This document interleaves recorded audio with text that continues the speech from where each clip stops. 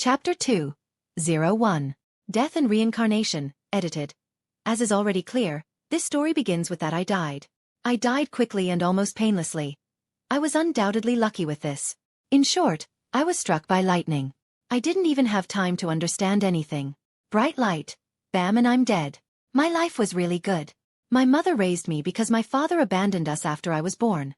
Despite this, we were okay, and my mother earned enough for a good life. Everything went on as usual. First was kindergarten, then there was middle school and finally high school.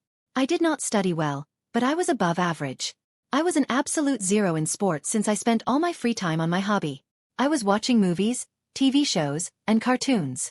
Then, when I was older, I got hooked on anime. When it became difficult to look for a new title, I read manga. After that, I switched to light novels and fanfictions. When I was 16, my mother died of cancer. It was pretty hard, but I could cope more or less and continue to live on, already alone. I was lucky to have an apartment to live in, but I had to look for a part-time job, which caused problems with my studies, as I skipped school to earn money. In the end, I could not get a diploma and had to stay for an extra year at school. But since my grades fell, it was not possible to go to higher education. Fortunately, I could go abroad, where I found a job with a good salary. And so, one day, I was walking from my new job to my apartment when a lightning strike happened. Since then, I have been a ball of energy in endless darkness. I swam here for quite a long time, and it feels like it's been about 20 years. It was outrageously dull. The only thing that saved me was viewing my memories, which was unexpectedly easy to do since there were no physical restrictions in the form of a mortal body. And I kept waiting for some supreme being to appear who would send me to another world, as in all these reincarnation stories. And it seemed it would, although it could have hurried. In an instant, I was in darkness, and now I was in a white room with only a table and 2 white metal chairs. A charming girl of about 20 years old sat at this table, with blonde hair and golden eyes. Her body was scorching, with large breasts and a wasp waist. The backside, unfortunately, was not visible, but I'm sure that it was also on top. Now, this girl was reading some papers and ignored me. I decided to wait until she finished because she had a full face, which was adorable. Only someone like her can expect such beauty. And after 30 minutes, she put down the papers and looked at me for the first time, saying, "Thanks for waiting. So, as you probably already figured out, you're dead. I apologize for spending 20 years in the void. It happened because I lost you and could not find you later. Fortunately, I was still able to see you. First of all, let me introduce myself. My name is Elsa, and I am the judge of the gods. I solve all issues related to the gods' punishment for their mistakes and irresponsible actions. If you have any questions, you can ask me now. Why am I here?" I asked quite calmly, trying to find out the preliminary information. During the 20 years spent, as it turned out, in the void, I had already managed to go through all the stages of denial 10 times and had long ago come to terms with the inevitable. Nothing was holding me back in the past world, so it's a slight loss.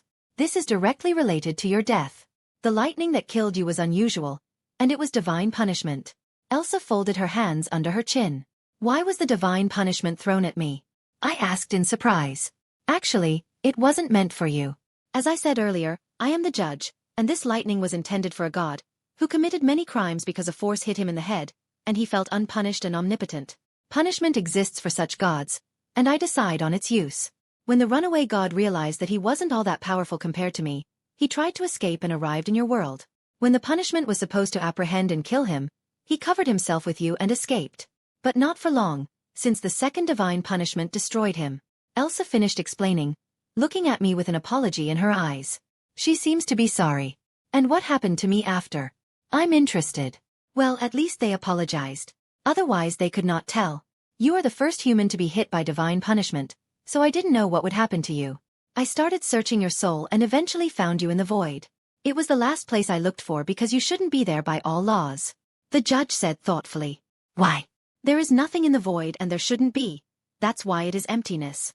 In the beginning there was nothing, then the primal elements were born. But after they left, there was only emptiness for countless eons. When you arrived, the void should have erased you, but you not only managed to survive, you somehow were able to absorb the power of the void into your soul, because of which it evolved and has become limitless. Elsa announced in a solemn tone, even slightly glowing. What does it mean? I asked, leaning forward a little. Now the fun begins. It means that if I give you a chance to develop, you will not only be able to become a god, but you will also be able to enter the rank of the creator or even receive power equal to the primal elements. Elsa said. I have good prospects, I must say. It's hard to imagine, but it sounds great. And what will happen to me next? I asked the most important question for today. Because I am guilty before you, I will give you this chance to develop. I will grant you 3 wishes, but they will be limited because, with your unique soul, any help from me can only harm you. After, I will send you to a new world of your choice, where you will begin your journey. Said Elsa, what I wanted to hear so much. As expected, this is a classic ISEKAI story. What does unique soul mean? I finally asked. You are the first being in the Omniverse who could absorb the power of the void. When you get strong enough you can use it. No one knows what will come of it, but it is clear that you have huge potential. Are there any other questions? Of course there are. After all, it's not every day you meet a goddess, but I don't think it's up to it now. I replied. Nodding at my words with a slight smile, Elsa said. That's right, it will be better if you find out everything yourself in the future. It will be more interesting that way. Now I will give you time to consider your wishes. After hearing the last words of the goddess, I nodded and then thought deeply. It took me 3 whole hours to decide what I wanted. Still, this is an important decision that will determine my future life, and I can't be too hasty. I decided. I finally said, looking up at Elsa, who had been busy with documents all this time. Great. I'm listening. Elsa raised her head from the papers, said the judge of the gods. First, I want to get superintelligence, at the level of Reed Richards or even more. Is it possible? I asked hopefully. Still, most of my plans are set with this. No problem. When you are reborn, your IQ will be 270 on an IQ test.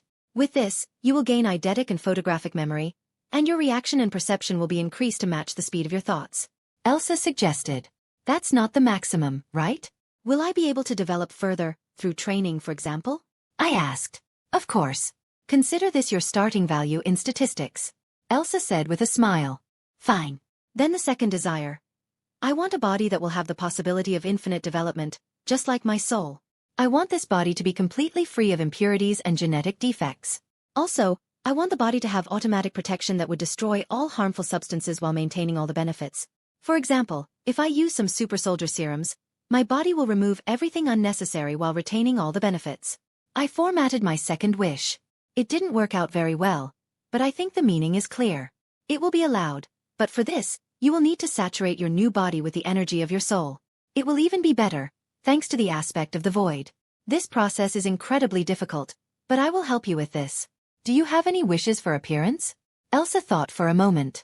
Black hair and dark blue eyes, handsome face, 190 centimeters tall, and a professional athletic build. I said quickly. Certainly. So what's your last wish? Elsa asked, writing down everything I said. 100x learning rate. Was my immediate response. I can't give 100 times, a maximum of 40 times. Do you agree? After a second of thought, the girl said. Yes. I agreed without hesitation. It is better not to be impudent and take what the judge has given. Now, decide where you want to go. I can give advice, start with a weak world, but with great opportunities to gain strength. Elsa said, crossing her arms under her impressive chest. I've already thought of everything. I want to go to one of the alternative worlds of Ben 10, if possible, like Ben Tennyson himself. I said. I know, not a typical choice, but what the creators of their animated series have not mixed into this universe. Magic, technology, aliens, and even gods. It's practically the Marvel universe, only at the minimum. But the Ben 10 universe is much safer and more structured. And getting superpowers is much easier, especially with my desires. In addition, this is my favorite cartoon from childhood, and I am well versed in lore and events. And thanks to the time in the void, I now remember all this very well. Good choice, with your new intellect, you can go far there. Are there any changes you would like to make it more comfortable for you? Elsa said, smiling. You can make the main characters were born 5 years earlier so that the story begins when they are 15 years old. After thinking for a bit, I replied. I don't feel like fighting an intergalactic conqueror as a 10-year-old kid. No problem, since you will end up in one of the alternate Ben, you can change everything as you like because it will be your world. I'll make a few more changes to explain your intelligence and your different appearance. Something written down on a piece of paper, said Elsa. Okay, I do not mind. Thank you for the chance and new life. I said, fully prepared to begin my adventure. It was because of me that you died, so there's nothing for it. Good luck. Elsa said, then she snapped her fingers, and a bright light engulfed me. It was the last thing I remember before losing consciousness. After sending our protagonist to a new world, in the White Room, which was Elsa's office, an older man appeared in white clothes and with a long beard. When he appeared, Elsa bowed her head and greeted him. Lord Creator. Elsa. Nodding his head, the older man said. Was it really necessary to restrict his desires so much? We gave him practically nothing, and our guilt before him is incredibly high. Elsa asked with a worried face. You know we've been waiting for someone like him for a very long time. Finally, there is a chance to get the Lord of the Void and a new member of the primal elements. He will have to go through this path independently, without any crutches. The Creator said seriously. I understand, but we condemned him to death and loneliness in the void for a whole million years. It's also lucky that their time goes according to strange concepts, and he thinks he spent only 20 years there. I want to help him more and redeem myself, said the judge of the gods sadly. You are already helping him. Look after him, and if he needs help, give it.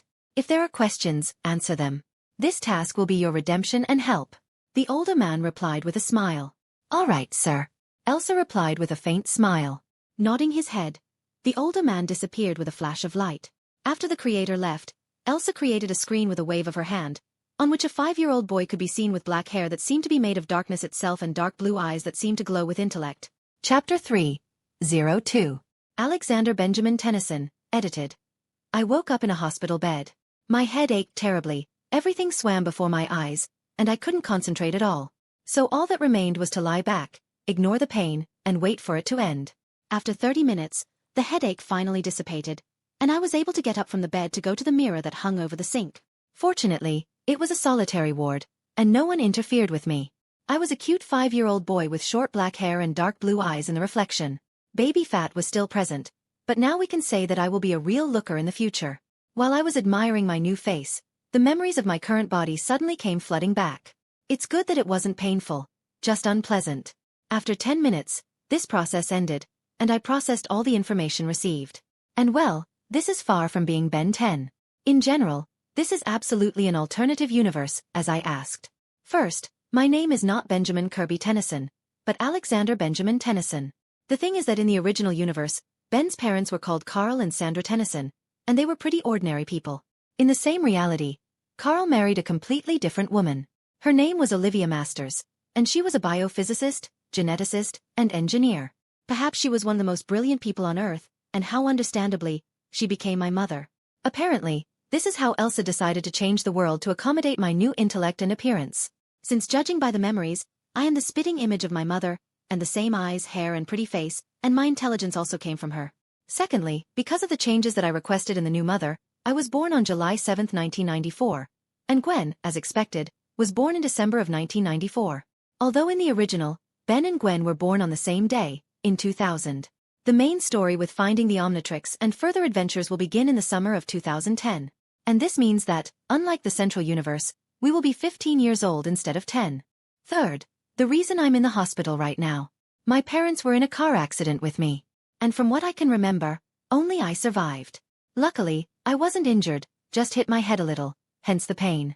It seems that these are the main differences from the Prime Universe, but they are enough for me. Now we will understand. And yes, in this world, everyone calls me Lex. I like this, it sounds good. Returning to the bed, I began to slowly sort through the memories. According to them, I really am a genius with an IQ of 270 since, at this age, I knew the entire school curriculum and began to get close to the university. Also, already now, I know 7 languages and I am good at programming. Olivia taught me many things about her specialty. Although Lex did not understand this before, she trained her son for the future. And yes, eidetic memory is an ability. I can also go into a state similar to bullet time, where my reaction and perception become simply divine, as well as think about several things at once and do it at breakneck speed. It also seems that I am a little short of unblocking the second stream of consciousness. This is apparently since I am only 5 years old. As for my new body, it's really perfect. First, the skin is as smooth as a baby's butt, with no imperfections. And secondly, there are no moles, scars, or birthmarks. It also seems like a bonus. I got a more powerful, compared to an ordinary person, regeneration. And I never get scars. About 40 times the learning rate is still unclear because I have not learned much, except for languages and the school curriculum.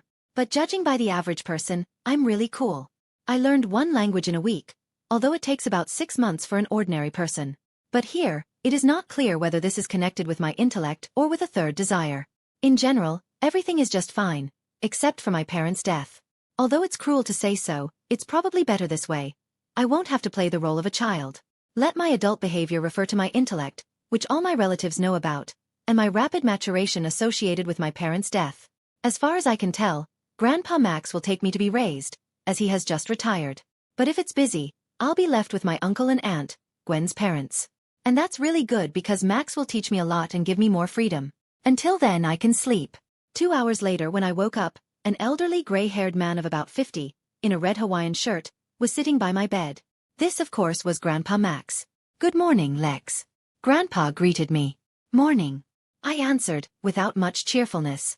Still, despite the recent tragic event, I was thrilled because I am alive again, also in the universe of my favorite cartoon. "How do you feel?" Max asked with a concerned face. "I'm all right, but my head hurts, and it's a little hard to think," I answered truthfully. "I see, don't worry, it will be over soon. In 2 days, you will be discharged, and we can go home," Max said with a weary smile. I just nodded and, looking at my grandfather, realized that it was not easy for him. After all, he had only recently lost one of his sons and nearly lost a grandson. He looked frankly alarming. He even seemed to have lost weight. "How are you feeling, Grandpa? You look bad, and you smell bad too. Can you go home and rest?" I asked with a serious face and pinched my nose to show the seriousness of the situation. Grandpa just laughed at this and sighed with relief, apparently realizing that I was fine and I could still joke. "Don't worry, I'm fine. Frank and Natalie will arrive in 3 hours, along with Gwen, and I will go home. I will sleep and wash," Grandpa said with a smile. "That's good," I said. We talked about little things to pass the time for the next 3 hours. When Uncle, Aunt, and Gwen arrived, Grandpa went to his RV to rest. Gwen in this universe looked the same as in the original. Only now she is 5 years old. So, I can conclude that all the changes are related only to me. 2 days later, when I was discharged, Max and I went to my old house in Bellwood to pick up my things. We will live in my grandfather's house, located in the same city, just a couple of blocks from Gwen's house. And my old house, we decided to sell and leave the money for college, as grandfather said. Although I don't really need this money, because my parents left me a decent inheritance, especially my mother left a lot. It turns out being a scientist is pretty lucrative. At least in this world. With the sale of the house, I agreed entirely because even though I did not suffer too much from the loss of new parents, I felt uneasy and sad when I was in that house. Although this is a house that I have good and fond memories of, it will be easier this way. In my grandfather's house, they gave me my own room. It was even more significant than my old one, and there was a new computer, in my opinion, too cool for this time. When asked about the computer, Grandpa said it was a housewarming gift. When I tried to find out his origin, he did not skillfully get off the topic and continued showing the room. As I later realized, the computer was assembled using alien technology. After that, we visited Gwen's home and had dinner with the family. Apparently, to show me that everything is not so terrible and help me cope with the death of my parents. At the same time, bring me closer to Gwen to become friends and find a common language. Max POV. Now when we were sitting at the table and having dinner at Frank's home, I looked at Lex and saw how he communicates with Gwen on all sorts of scientific topics, which in my opinion, are not quite suitable for 5-year-old children. But given their intelligence, this is normal. I couldn't stop being amazed at how solid and intelligent this kid is. Less than a month ago, he lost his parents. But now, he can already show a smile and behave responsibly without falling into hysterics like an average child. All the same, he ultimately looks like Olivia. I am still amazed how my son could find such a brilliant and beautiful woman. And how she fell for him. I hope I can raise my grandson right and not shame the memory of his parents. Chapter 4:03. 10 years later. Edited. The following 10 years went very well. Soon after I moved to my grandfather's, I went to primary school, which I graduated after 3 years and moved on to secondary. Which is not surprising with my IQ. Since I knew perfectly well what awaited me in the future, I decided to prepare myself as seriously as possible for future enemies and trials. Therefore, first of all, I signed up, with the help of my grandfather, in a karate club. The teacher in this club was an actual native Japanese and a 10th Dan karate master. I was engaged in this club for only 2 years, but despite this, I was able, unofficially of course, to get the 6th Dan. I would have gotten more, but I didn't have enough physical data due to my age. After that, everything went faster. It took me only a year to get the title of master in Aikido and Jiu-Jitsu. Over the next year, I was able to master Muay Thai, Wing Chun, and Taekwondo. Over the next 5 years, I fully mastered Kempo and Budo, Judo, Aikido, Kendo, Kyudo, Archery, Jodo, Shorinji Kempo, Bojutsu, as well as Western fencing. And over the past 2 years, I have been able to fully master Tai Chi and Qigong. I also dabbled in boxing, sambo, kickboxing, capoeira, wushu, and arnis, a Filipino martial art. Still, I did not spend much time as many martial arts have similarities. Thanks to my high intelligence quick reaction with my perception, I was able to mix these arts into a new and unique, where there are techniques from all the martial arts I know and create my own style like the one that created Batman. But unlike him, I have neutralized and non-killing techniques and deadly ones that can kill in one move. The basis of my style, which I never gave a name to, strikes into vulnerable spots to quickly take the enemy out of combat. Still, there are also enough defensive positions and techniques using a sword, bow staff, and some other types of weapons. I am also good at throwing weapons in shurikens, kunai, and throwing knives, which I prefer most, and I always carry a couple with me. To keep my body in shape, for all these years, I have been doing jogging, swimming, and light gymnastics to develop all muscle groups and not turn into pitching, but have dense, strong but compact muscles. Well, for the soul I played soccer. Thanks to 10 years of hard work, I was able to turn all my muscles into pink fibers, which is an incredible result in my 15, almost 16 years. I was able to accomplish such a feat only thanks to my 40-fold learning rate, the peculiarities of my body, and incredible diligence. I just won a huge number of competitions most of the time. I no longer have enough space for awards. I had to take all of them to the attic so that they would not get in the way. As for my studies, it was pretty simple. At the age of 11, I graduated from middle school, and at the age of 15, before the start of the holidays, I graduated from high school. I could have done it earlier, but I decided that this is the ideal time, so I will have more time to focus on the aliens and the Omnitrix. As for my actual knowledge, here I need to tell a story that happened 6 months later, after my move to my grandfather's house. As I know, my grandfather is definitely not an ordinary person. He is a former cosmonaut and the plumber of space. He could become the first person on the moon. Still, he chose to be a space police officer and seriously succeeded, and became an absolute legend among people and aliens alike. It was to him that the Omnitrix was initially intended. But of course, I could not officially know this and therefore decided to achieve his recognition. My plan was pretty simple. I disassembled Grandpa Max's computer. My current mother taught me this. Like I expected, this computer was really created with the help of alien technologies. I've never seen them before. When I told my grandfather about this, he was clearly very nervous, under my prosecutor's gaze. But still, he didn't split and rattled off some rubbish that his old friend from the army helped him get this computer and that these were new developments. Since my first plan failed, I entered from the other side, namely the RV. As far as I remember, it is simply stuffed with alien technologies. I just had to find them and provide evidence to my grandfather, and he will crack for me. And oddly enough, it worked.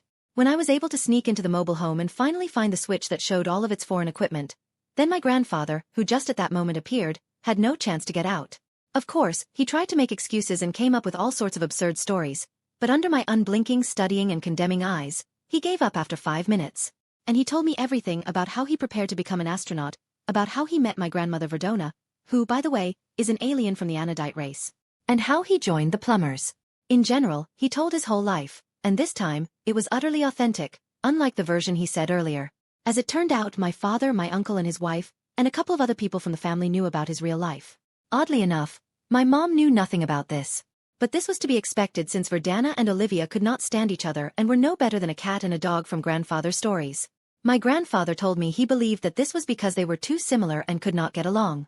So, after he told me about all this, I was able to get access to the database of the plumbers since there was their old base right under the city, to which, fortunately, my grandfather had access.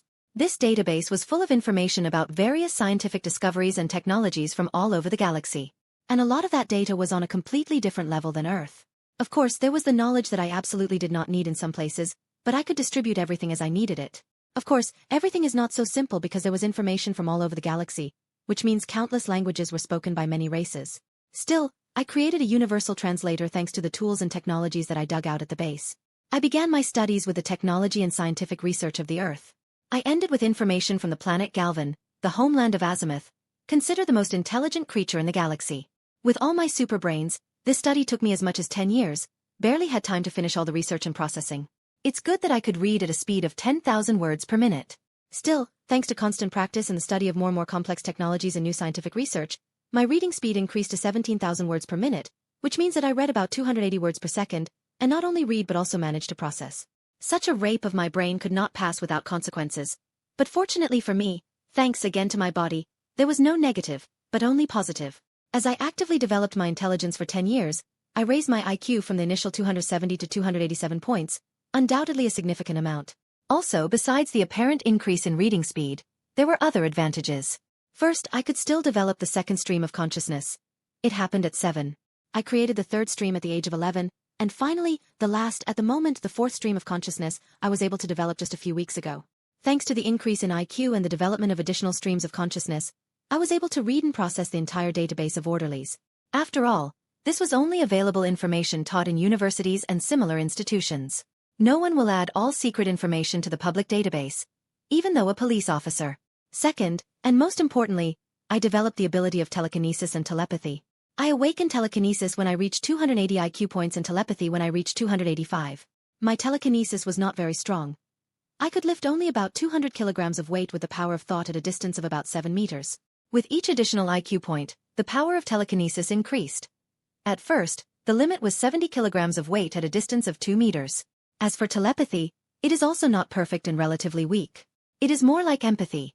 Sensing people's emotions with a few superficial thoughts is more readable. But if I concentrate intensely and switch the attention of all additional consciousnesses to telepathy, I will be able to read the thoughts of one particular person. Proper, only a couple of minutes. Then a wild headache begins. Far from me, even before Professor X and Jean Grey. Since my telepathy was weak, I decided to protect my mind, just in case. This may come in handy in the future. There are all kinds of enemies, and the mind must be protected. There is nothing better than creating a mental shield. I still don't understand how I did it, but now my thoughts are protected by a shield. I have never met anyone else with telepathy, so I don't know how strong the shield is, but I will be calmer. I believe when my IQ reaches 290 points, a new psychic type ability or the ability to control the elements, such as pyrokinesis or hydrokinesis, will awaken. It also seems that with each increase in IQ value, other abilities increase in strength. Next time, telekinesis and telepathy will receive a new leap in power. Thanks to my increased intelligence and technology that I was able to find based on the orderlies and those that Grandpa Max helped me get in the underground city near Bellwood, where many aliens live, I created my own AI.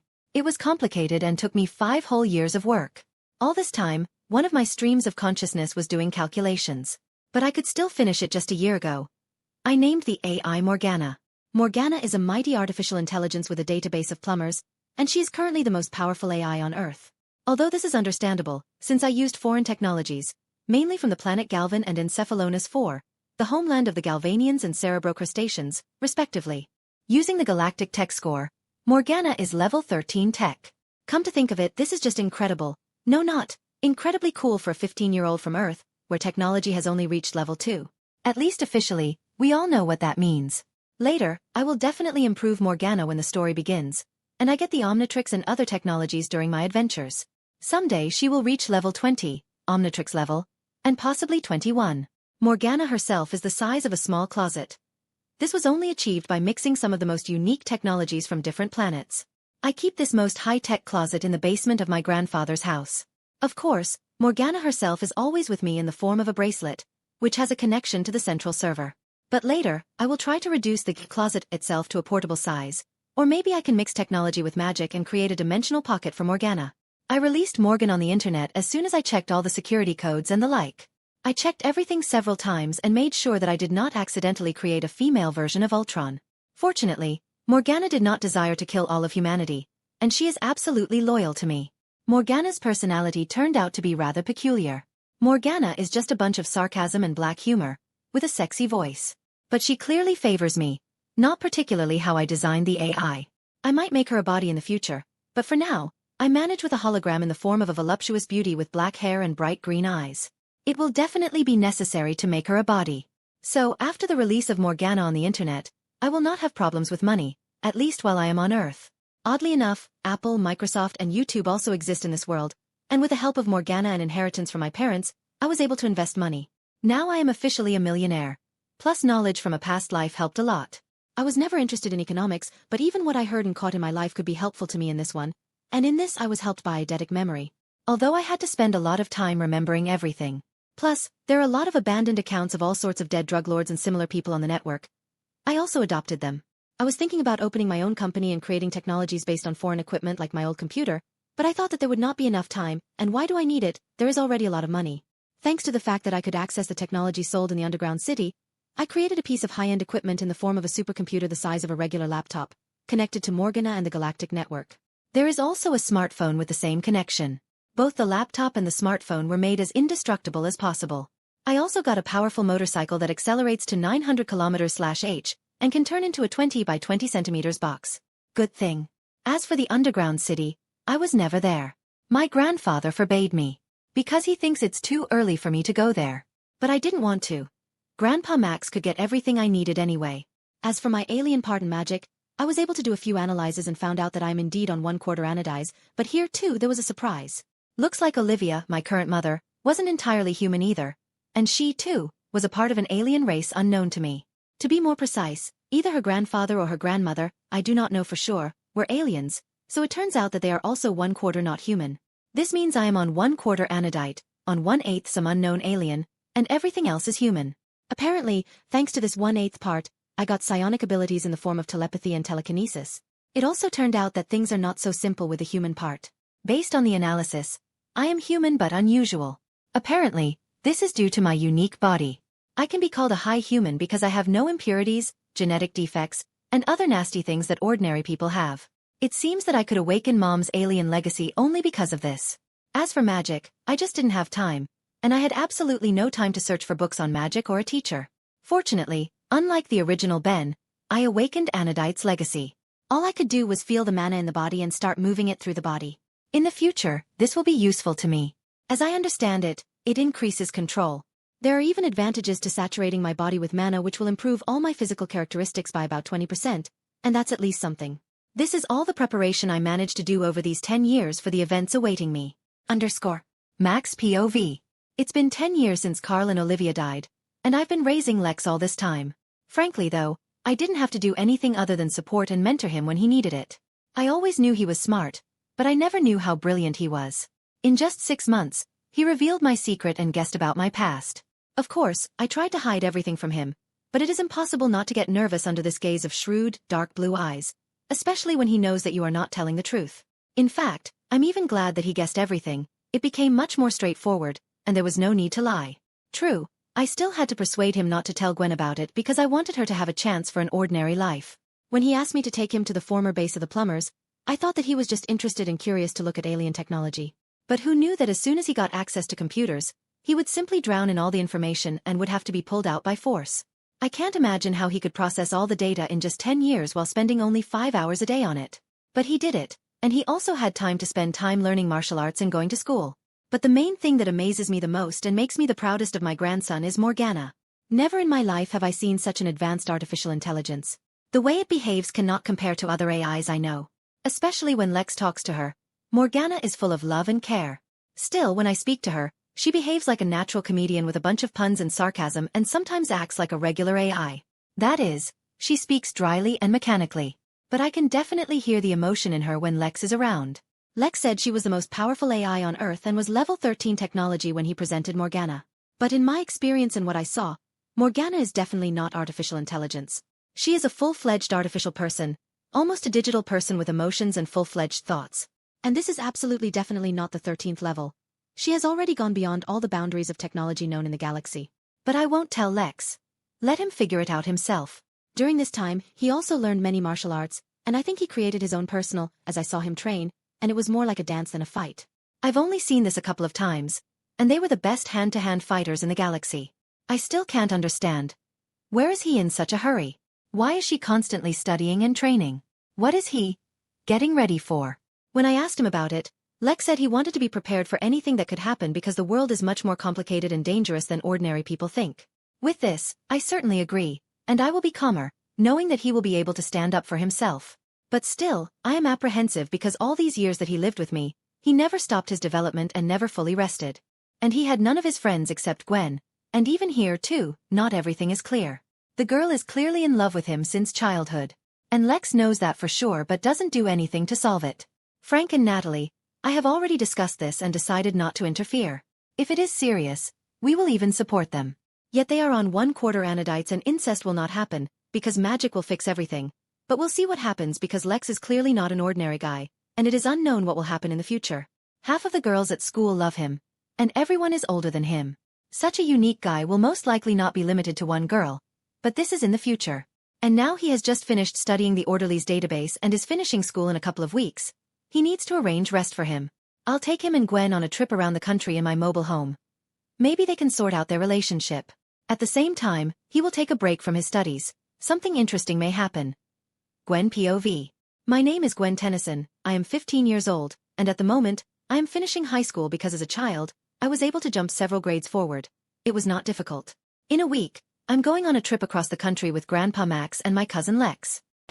I have known him all my life and spent a lot of time with him since his parents died and grandfather Max took him up. I know that he is a brilliant person, although I am also considered intelligent. I am finishing high school, and he is a graduate. He was always better than me in everything, both in sports and studies. Even so, he never became arrogant or bragged to me. At first, I was very jealous of him and tried to beat him, at least somehow. I even started going to karate only because of this. But despite this, he helped me when I needed it. Then I realized that it was pointless because although he is an incredibly gifted person, he is constantly improving and working so that this talent does not disappear. Even if I try to catch up with him, I will not persevere working as hard as he did. And when I realized this at the exact moment, I felt very good with him because it is delightful when there is someone as caring, intelligent, and strong as he is nearby. And at that moment, I realized what I was missing. I fell head over heels in love with my own cousin. Although this is not surprising because half of the city wants the same. At first, I denied it and tried not to pay attention because we are relatives. But then my mom asked me how I felt about Lex, and I burst out. I told my mother everything. Unexpectedly, she said that the family would support us if these were serious feelings, which was undoubtedly strange, but I was thrilled. But I did not dare to talk to him about it. I have been trying for more than a year, but nothing works. I hope we can have a good conversation this vacation. At the same time, I also find out what this secret is associated with grandfather, which the whole family seems to know about, except me. And now I need to pack for our trip around the country because tomorrow my grandfather will pick me up and our summer together will begin. Chapter 504. The Beginning of the Journey, edited. 3rd POV. June 1, 2010. At the moment, a handsome 15-year-old guy with glasses, black hair, and dark blue eyes, 175 centimeters tall, came out of the main entrance of Bellwood High School. He was dressed in a striped black and blue short-sleeved shirt, black jeans, and sneakers. He carried a backpack on his shoulder. Judging by his body, one could say that he was an athlete because, despite the shirt, you can see his powerful muscled physique. This guy was our main character, Alexander Benjamin Tennyson, or just Lex. Just now, he officially graduated from school. It remains only to wait for the results of the exams, which will undoubtedly have the highest scores. Lex was now walking towards the school parking lot, an old beige mobile home. But don't be fooled, despite the shabby appearance, this bus was just crammed with various alien technology. This RV belongs to the former plumbers of the space, the hero of the earth and just a great man. This man's name was Max Tennyson. He is the grandfather of our protagonist and his guardian. This summer, Grandpa Max decided that Lex needed a break from his studies and decided to take a trip around the country in his RV. He decided that this would help Lex relax before going to university and help his relationship with Gwen. Max hoped that they could all have fun and carefree, but to his most profound regret, for him, this was not destined to come true because fate had long been decided, and this summer will be the most unusual in the life of the three Tennysons. When Lex approached the bus, an elderly man in his 60s got off, wearing a red Hawaiian shirt with a beer belly. As soon as he saw Lex, he smiled warmly and greeted him. "Come on Lex, let's go. I want to get to camp before evening," Grandpa Max said with a smile. "All right, grandfather," answered Lex and quickly walked to the bus. He saw a beautiful 15-year-old girl with green eyes and red hair pulled back in a ponytail when Lex went inside. It was his cousin, Gwen. When Gwen saw Lex, she immediately threw herself into his arms and greeted him with joy in her voice. "Hey Lex, good to see you." Hugging her brother, Gwen said with a smile. "Nice to see you too, Gwen," Lex said and hugged her back. When the hugs ended, they sat down on the sofas opposite each other and continued the conversation. "So you're glad you're coming with us?" Lex asked as he sat down on the couch and kicked off his backpack. "Highly. I hope this will be a good trip and we will see a lot of exciting things," Gwen answered with a happy smile. "No doubt. And so it will be," said Lex's cousin, smiling mysteriously. Looking in the rearview mirror, Max smiled as he saw the interaction of his grandchildren and started the bus engine, after which he hit the road out of town. After 20 minutes of driving and talking with Gwen, Lex decided to rest. After informing his sister about this, he went to bed, where he fell asleep 10 minutes later. Gwen, however, moved to the front seat of the bus and began to look at the road, enjoying the view. 3 hours later, when the bus stopped at a gas station, Lex woke up. Stretching sweetly, he got out of bed and went outside, where he saw Gwen standing and drinking lemonade. Lex walked over to her and said, "Gwen, let's go to the store and buy provisions for the next couple of days. You know the specific tastes of grandfather. I'm already used to this and ate all kinds of things while I lived with him, but you're not used to that," Lex said in all seriousness. Hearing Lex's words, Gwen turned pale and nodded her head sharply, agreeing with her brother's thought. After buying everything they needed, primarily long-lasting food, they headed back to the RV. After 5 minutes, Max finished refueling the bus, hitting the road again. At that moment, when our heroes had just begun their journey, a battle of 2 spaceships was taking place on the border of the solar system. The giant ship, led by Vilgax, continued its pursuit of the smaller vessel, now carrying the Omnitrix. Vilgax, representative of the Chimera Sway Generous race, warlord and conqueror of 10 worlds, ruler of the planet Vilgaxia. He has been hunting the Omnitrix for a long time to get an army of aliens of different types and continue his campaign of conquest. Vilgax's ship attacked another ship but received a retaliation attack. His ship was damaged by 20%, as one of his soldiers reported to him. To the soldier's words, Vilgax replied, "I want to achieve my goal. The Omnitrix will be mine, and I will not let any creature get in its way." And the chase continued. Arriving at the campsite at sunset, our heroes began to prepare for dinner. As Lex predicted, Grandpa Max decided to treat his grandchildren with exotic food, namely living octopus tentacles. Lex, accustomed to this kind of food, quickly finished his portion. Oddly enough, it was delicious. On the other hand, Gwen limited herself to food purchased at the gas station. When Grandpa Max offered to fry the marshmallow an hour after dinner, Lex knew that the time had come. Therefore, getting up from the stump on which he was sitting, he said, "No, Grandpa, thanks, but I don't want to eat sweets for the night, and I'd instead go for a walk in the woods before bed." Gwen wanted to join Lex on the walk, but he barely persuaded her to stay. So he went for a walk in the forest, which will change his whole life, which he has been waiting for the last 10 years. The ships were approaching the Earth and still continued their pursuit. Vilgax's ship was still attacking the Omnitrix ship, hoping to incapacitate it. Finally, a laser beam from Vilgax's ship hit the rear of the small ship, knocking out the engine. Almost celebrating his victory, Vilgax wanted to go after the Omnitrix. Still, unexpectedly, the enemy ship attacked from a hidden weapon and destroyed the command bridge, where Vilgax was currently located. Unfortunately, Vilgax survived but was seriously injured. It will take several weeks to fully recover. Due to the malfunctioning systems of the Vilgax ship, he fired his most potent attack and destroyed almost the entire small ship. Before the complete destruction of the ship, the pilot managed to send the Omnitrix to Earth in a small capsule. The pilot himself was also able to evacuate. Having already walked half a kilometer into the depths of the forest, Lex looked into the sky and waited for the capsule with the Omnitrix to appear. 5 minutes later, a shooting star appeared in the sky, which abruptly turned from its path and began to fall directly into Lex. Expecting this, Lex quickly ran away from the landing site and dodged all the fragments of the Earth. After waiting a couple of minutes for the capsule to cool down, Lex descended into the crater. When he approached her, the capsule opened. In it, one could see what Lex had been waiting for, what he was preparing for and putting all his strength into, to get the result. It was a space clock called the Omnitrix. Unlike what Lex had expected, the clock was not bright green but dark blue. This once again proved the difference between this reality and others. Finally making up his mind, Lex held out his right hand to the clock, and as he expected, the watch itself pounced on his hand. But what he did not expect was a wild pain in this very hand. It felt like 1,000 microscopic needles were digging into his arm. When the pain stopped, the Omnitrix emitted a bright, blue light. Having finished the end of the world, the clock emitted a sound indicating readiness for work. Chapter 605. Omnitrix, edited. As soon as the clock gave off its signal, I looked at it carefully. The Omnitrix looked more like a bracelet, not a watch, with the emblem of the plumbers of space. But instead of bright green, the symbol was dark blue. With excitement, I pressed the button under the dial with a trembling hand. As I did that, the dial of the Omnitrix popped up and changed from the plumber's sign to the silhouette of an alien. The first silhouette clearly showed a heat blast or an alien from the Pyronite race. Since I was in the woods right now, turning into this hero would be absolutely stupid. Moreover, at first, I wanted to check all the aliens available to me in the Omnitrix. In addition, I still have time since I need to wait for the Vilgax robots to appear to immediately destroy them and not let them make a mess here. Turning the dial to the left, another silhouette appeared, belonging to Tetramand or the Four Arms. Then there was the silhouette of Petrosapien, the hero who was called Diamond Head, although it consists of a different material, but who cares? The next was XLR-8, representative of the Kinoceleran race, who specializes in speed.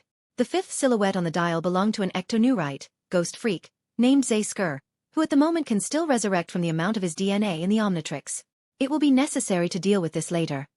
Otherwise, it will create more problems. I would not like to lose such a solid and promising alien. The sixth in a row was the Wild Mutt. It was just a big, blind, slobbering dog with a great sense of smell, and I never liked it. The seventh alien was one of the most useful in the entire Omnitrix. A representative of the Galvan race. A compatriot of the creator of this beautiful watch, a Galvan. I can't imagine what will happen if I, with my brains, turn into a representative of one of the most intelligent races in the galaxy. It will be necessary to check it out.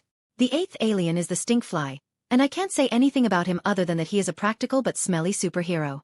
At number 9, we have Galvanic Mechamorph, with the speaking name upgrade, one alien I want to become the most. And the last alien available to me at the moment is Ripjaws. Useless everywhere except water. Happy with what I received, what I had been waiting for 10 years. I turned the dial to choose the one I needed to fight the robots, but I saw not Pyronite, as I expected, but a completely different alien. At first, I was shocked that there were more than 10 of them. But after that, I was overwhelmed by the understanding that everything would not always be as I expected. Need to immediately check their exact number. It turned out there are only 13 aliens at the moment. Now I'm not Lex 10, but Lex 13, and I like it. The bigger the better. Judging by the silhouette on the dial, the 11th hero was the Apoplexian. In this form, Ben called himself the Wrath, and he clearly had problems with aggression and anger. It looks like this alien can influence the Omnitrix host and show the true nature of the Apoplexians. But as far as I remember, Albedo was in complete control of himself. I think he said it had to do with IQ. In theory, everything should be all right with me too. The 12th was the one I wanted to unblock as soon as possible because my main plans were connected with him. It was Ditto. Although Ditto knows nothing but how to create his own clones, which also feel each other's pain, he will be incredibly useful to me. And now, indeed, the very last 13th alien. Jet Ray. A helpful hero, and it will definitely come in handy for me. After completing the Omnitrix check, I quickly hid behind the trees and waited for the Vilgax robot. I immediately prepared myself, chose the alien I wanted to turn into, and then waited. After 5 minutes, another shooting star appeared in the sky. Definitely not a star. This thing landed 10 meters from the capsule, where the Omnitrix lay.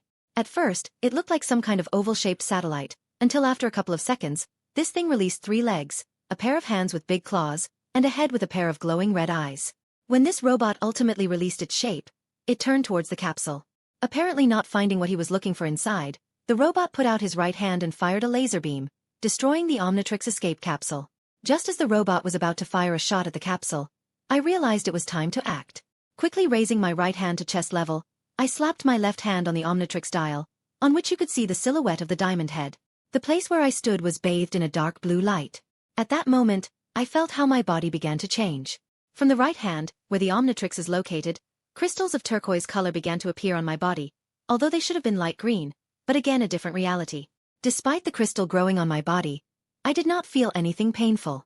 The entire transformation, which by the way lasted precisely 2 seconds, I felt only a slight, almost imperceptible tickling.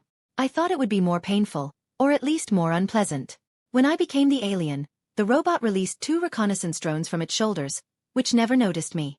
There was no time to examine me, so I quickly created 2 crystal daggers from my body and threw them directly at the drones with mind-blowing precision.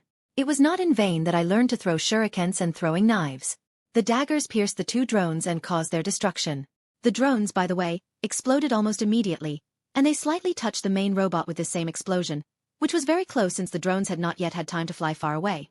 Wasted no time while the robot was disoriented. I ran towards it. When the robot came to its senses and noticed me, I was already at a distance of 3 meters from it. Raising his hand, he fired a laser at me, but I managed to sit down on one knee and sent the crystal needles right underground, thus creating thorns under the robot that immediately destroyed it. A second later, this robot also exploded. I had to cover myself with my hands from the blast wave, but everything was fine with me. Well, this was my first battle with a real enemy and, in my opinion, it turned out very well. It's a pity that the robot was destroyed though. With Morgana's help, I could reprogram this thing and use it somewhere, and I could also break into Vilgax's network and steal his secrets. But I really wanted to see how I could handle my first battle. You can't undo what you've done, but I don't really regret it. Besides, even what is left will be helpful to me, and it will be necessary to take away everything that has survived. As I watched my handiwork, a girlish cry came from behind. Oh, so Gwen is already here. Apparently, she went to look for me since I had been gone for a long time. Chapter 7:06. Omnitrix 2, edited. Gwen POV. For some reason, Lex has been gone for a long time. It's already been 30 minutes since he went for a walk in the forest. It might be worth checking if he is all right and bringing him back. It will soon be dark. Grandpa, I'll go get Lex. I told Grandfather Max and went towards the forest. Okay, Gwen. Grandpa answered me at last. After walking through the forest for about 400 meters, I heard the sound of an explosion not far from here. Worried that something might have happened to Lex, I quickly ran towards the explosion. Soon I ran to a clearing, where you could see the trail of the landing of something that left a deep crater. Not far from the crater, I was able to see something that shocked me to the core. There was a large crystal with legs, arms, and a pointed head. He was all turquoise, wearing a tight-fitting blue suit. He stood and looked at the fire, where you could see the remains of some kind of robot. I screamed in surprise. Hearing my cry, this creature turned to me while making a crystal sound. When it looked at me, I saw its dark blue eyes and some kind of emblem, in the form of a clock, of the same color, located in the center of its chest. Frightened, I stumbled back and caught on the root of a tree, fell on my ass. At that moment, this creature began to walk in my direction. When I wanted to start moving back, it began to speak in a low male voice. "Don't worry, I won't hurt you," the thing said in a soothing tone. Hearing him, I stopped my attempts to move. Something in this voice seemed familiar to me. Being filled with excitement, I asked, "Who are you?" In response, this speaking crystal only grinned and said, "Gwen, it's me, Lex." And when I heard him, I could only open my eyes wide. After all, it really seemed to me that there was something so familiar in this crystal. I almost immediately believed him because even despite his appearance, these eyes definitely belonged to Lex. "But what happened to you, Lex? Why do you look like some kind of humanoid crystal?" With obvious shock, I asked. At this, the alien Lex just shrugged his shoulders and said, "A satellite fell from the sky, almost nailed me, and I barely had time to jump back. When I came closer, it turned out that it was some kind of capsule that opened by itself, and inside there was an alien clock. They jumped onto my hand when I just walked up. The watch seemed to be glued to my hand, and I could not take it off, no matter how I tried. Then I decided to check what it is. I pressed the button, twisted it a couple of times, and pressed it again, after which there was a flash of light, and I was already this creature. Immediately after that, a robot fell from the sky. Seeing me, he began to attack me, but I could quickly destroy him. When I started thinking about what to do next, I heard your cry. And here we are." Still in shock from his story, I got up and tried to think over his words when I heard the noise of footsteps from behind, and Grandpa Max ran into the clearing.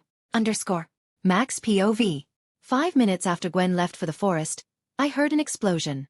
Deciding that something terrible could happen, I quickly ran to the bus, took the laser gun from the hiding place, and headed towards the explosion.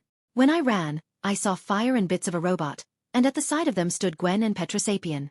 Running up to them, I pointed my weapon at the alien and shouted, "Get away from her." But Gwen stood before me, shielding the alien with her back. "Grandpa, don't shoot. It's Lex," shouted Gwen. Hearing Gwen, I stared at Petrosapien in shock and noticed the plumber's emblem on his chest, only of a different color. And finally, I began to understand what was happening here. At this moment, the alien, making a crystal sound, raised his hand and slapped the emblem. After a flash of light, Lex was already standing in the clearing, with a strange watch on his right hand. Moving away from the shock, I seriously asked, "Is that the Omnitrix?" When I asked, Lex just nodded. "What is the Omnitrix?" Gwen asked. Now is not the time for questions. It looks like this robot was just a scout, and he was looking for a watch. And since I destroyed it, the owner of the robot will most likely send another and will do it in a place of congestion, deciding that there might be the one who found the clock. "We need to hurry," Lex said with a serious face. Having considered his words, I found them logical, which means we need to hurry. So nodding, I ran towards our mobile home. The children were behind me. Lex POV.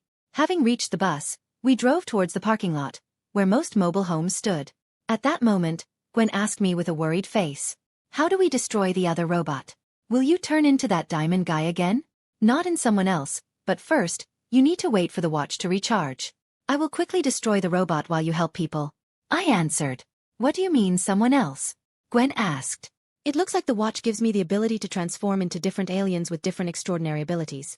I became something like a werewolf with them, only instead of a wolf, I turn into several different aliens," I said with a smile. "How many aliens are available to you?" Gwen asked curiously. "Currently 13. At that moment, our attention was attracted by Grandpa Max, who said that we had arrived at the place. There we saw 2 robots, the same as last time. 5-meter with a tripod and red eyes. Now they walked through the parking lot and fired lasers without a target. People ran away from them in horror. Getting out of the bus, I said, "Go help people evacuate, and I'll go away and turn into an alien." Better not to see this. And please be careful. Grandpa Max and Gwen nodded gravely and went to help others at my words. And I ran to the side a few meters and hiding behind a tree, I began to choose the alien. Determined quickly, I slapped the Omnitrix. 2 seconds later, I turned into an upgrade, in my opinion the most optimal hero at the moment. I looked like an ordinary galvanic mechamorph, only I was somehow smooth and straight shining, with a white belly with a bluish tint. And all the lines were blue with a round eye on the muzzle, and the blue Omnitrix mark was on the chest. A/N. Image in comments. After running out of hiding, I went to the robots. I was lucky. Just at that moment, one of them turned his back on me. Wasted no time, I jumped to him and spreading out in a puddle, clung to the robot's legs. Stretching out to its full size, I took complete control of it. Immediately improving and adding more guns, I went to another robot. All this action took me 5 seconds. Stopping near another Vilgax robot, I immediately opened fire on him. After a couple of seconds, no trace remained of this thing, and it finally disappeared in the explosion. While all the spectators were in shock, I absorbed my robot, becoming a regular upgrade, and ran towards the forest. Then I can use this form whenever I want. I don't understand why Ben never did that. It happens instinctively. Having reached the forest and hiding, I slapped the Omnitrix and, again becoming myself, went to the bus. Gwen and Grandpa Max came to a couple of minutes after me. Gwen immediately rushed to hug me and said with delight, "Lex, that was so cool. You came and swallowed one robot, immediately destroyed another, and fled. You did everything in less than a minute." Gwen is right, Lex. It was quick and efficient, and nobody even had time to get hurt. You did everything right, Max said with a smile, patting me on the shoulder. I'm glad you liked it. But let's return to our clearing and go to sleep. Today I am exhausted, I answered with a tired smile. At this, Grandpa Max nodded and sat behind the wheel and drove us back. It was clear from Gwen that she still wanted to talk, apparently about the Omnitrix and grandfather's gun, which is also unusual, but she gave in when she saw that I was tired. And I really am drained. Having reached the clearing, I got off the bus, immediately turned into an XLR-8, and went to get the remains of the first robot. They will still be helpful to me. The robot that I absorbed is already useless because, having improved it, the upgrade cut off all connections with the Vilgax network, and now I cannot steal all of its data. And it makes no sense to disassemble it since it is whole, and as part of the upgrade, it is more valuable. Having coped with 4 runs in just a couple of minutes, I went to bed. Today has been a long day. Chapter 8:07. Intimate Talk, edited, June 2, 2010. The following day, after breakfast, Gwen decided to find out the whole truth and started a conversation. So how do you know the name of this watch and what kind of pistol it was from grandfather? Gwen asked us with a severe face. Having exchanged glances with grandfather, we had a mental conversation and, sighing with resignation, decided to tell everything. You see, Gwen, this has to do with my job. Grandpa began his story. But you worked as a simple plumber.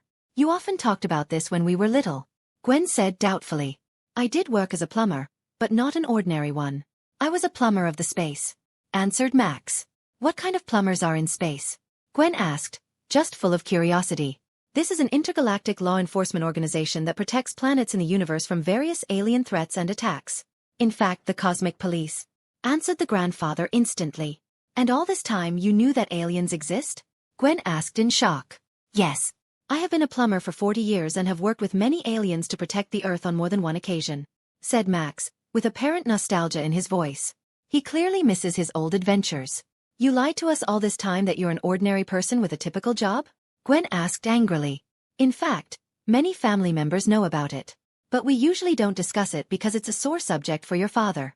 I spent little time with him and his brother when they were children because of work, said Max, wincing a little. What? Why didn't anyone tell me? Gwen roared, starting to walk back and forth angrily. I decided to take the floor. Otherwise, she would soon pounce on grandfather. Calm down, Gwen. We didn't tell you about this because we wanted to protect you from this world and give you a chance for a normal life. Did you know everything? With a noticeable chill in her voice, asked Gwen. Yes. But no one told me anything.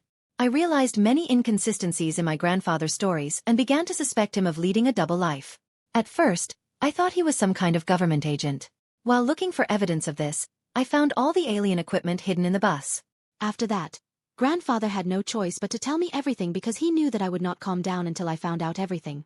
I said in a calm voice. And why then you did not tell me anything? Gwen asked with resentment. I really wanted to, but I was forbidden to do it. Everyone thought it would be better this way. Yes, and this decision was made by your parents, and I did not want to go against them.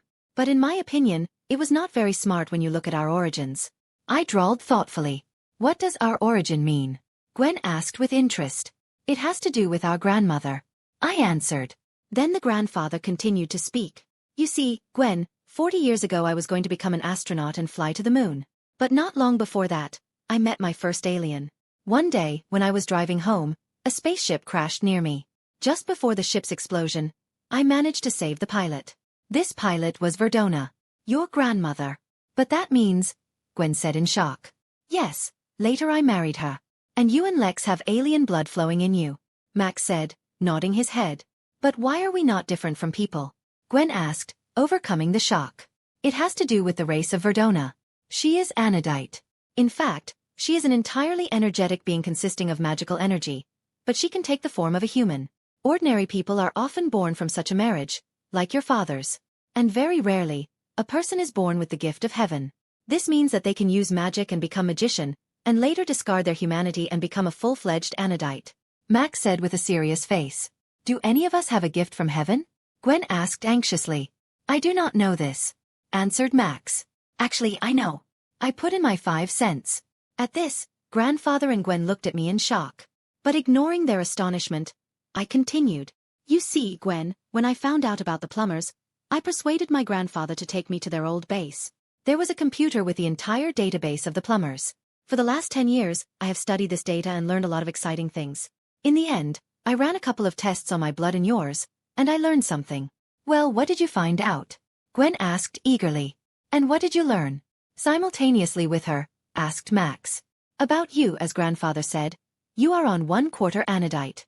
There is a 90% chance that you have a gift from heaven based on tests. If you practice magic, then you will definitely become a strong magician. I said with a smile. In fact, I did not conduct such a test, and I'm not sure if there is one at all. I just knew this, so I decided to please her and spur Gwen to the study of magic. Gwen only squeaked happily at my words and hugged me. And Max just looked at me in surprise. So what about you? Recovering from surprise, asked the grandfather.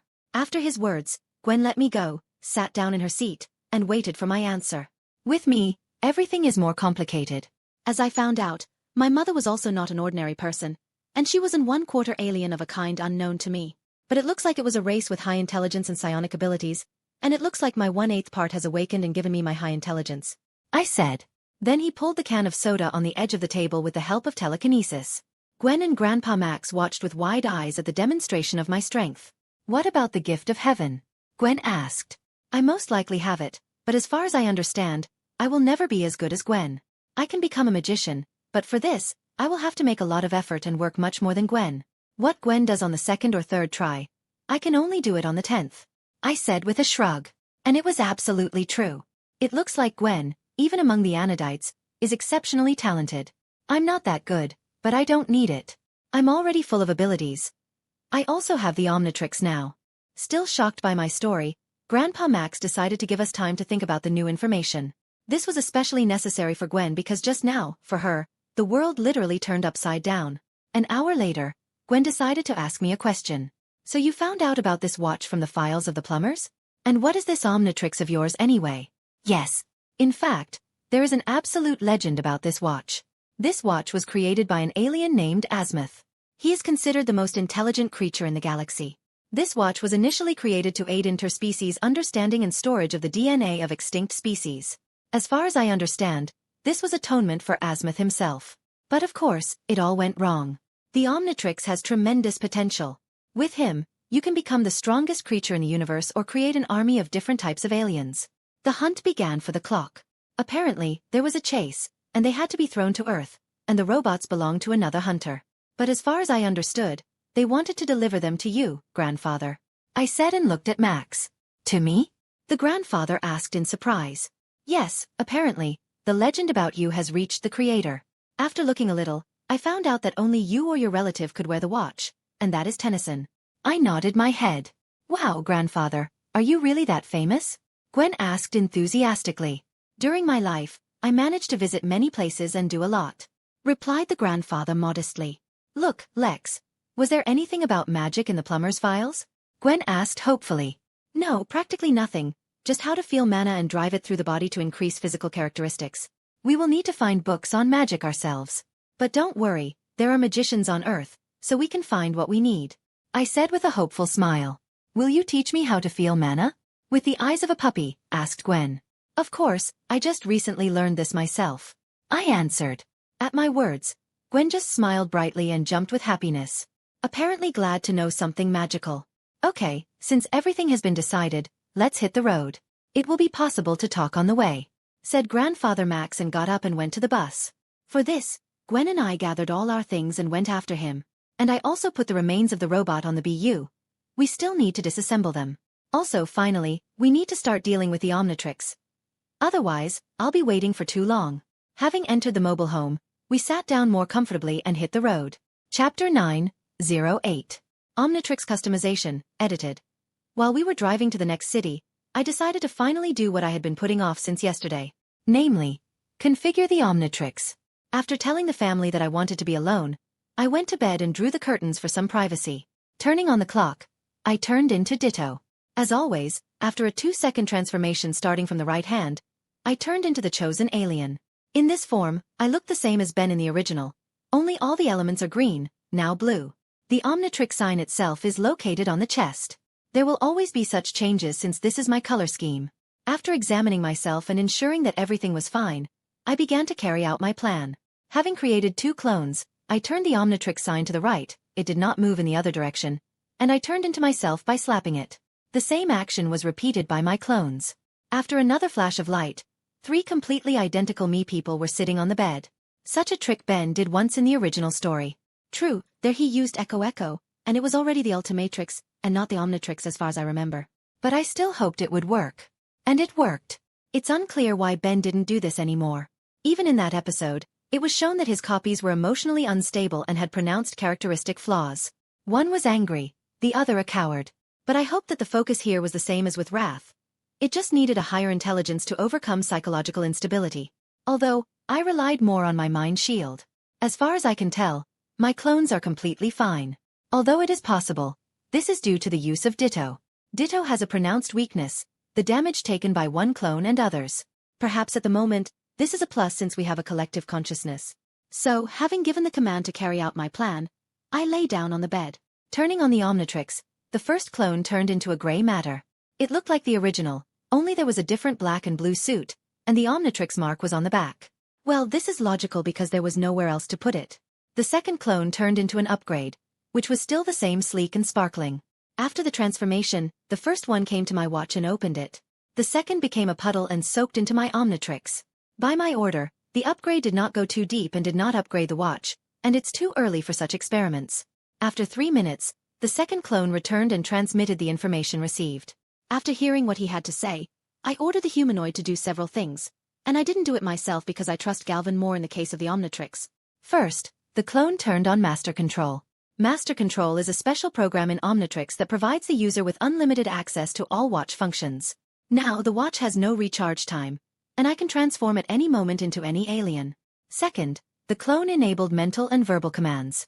Now I will not need to return to a person to become another alien.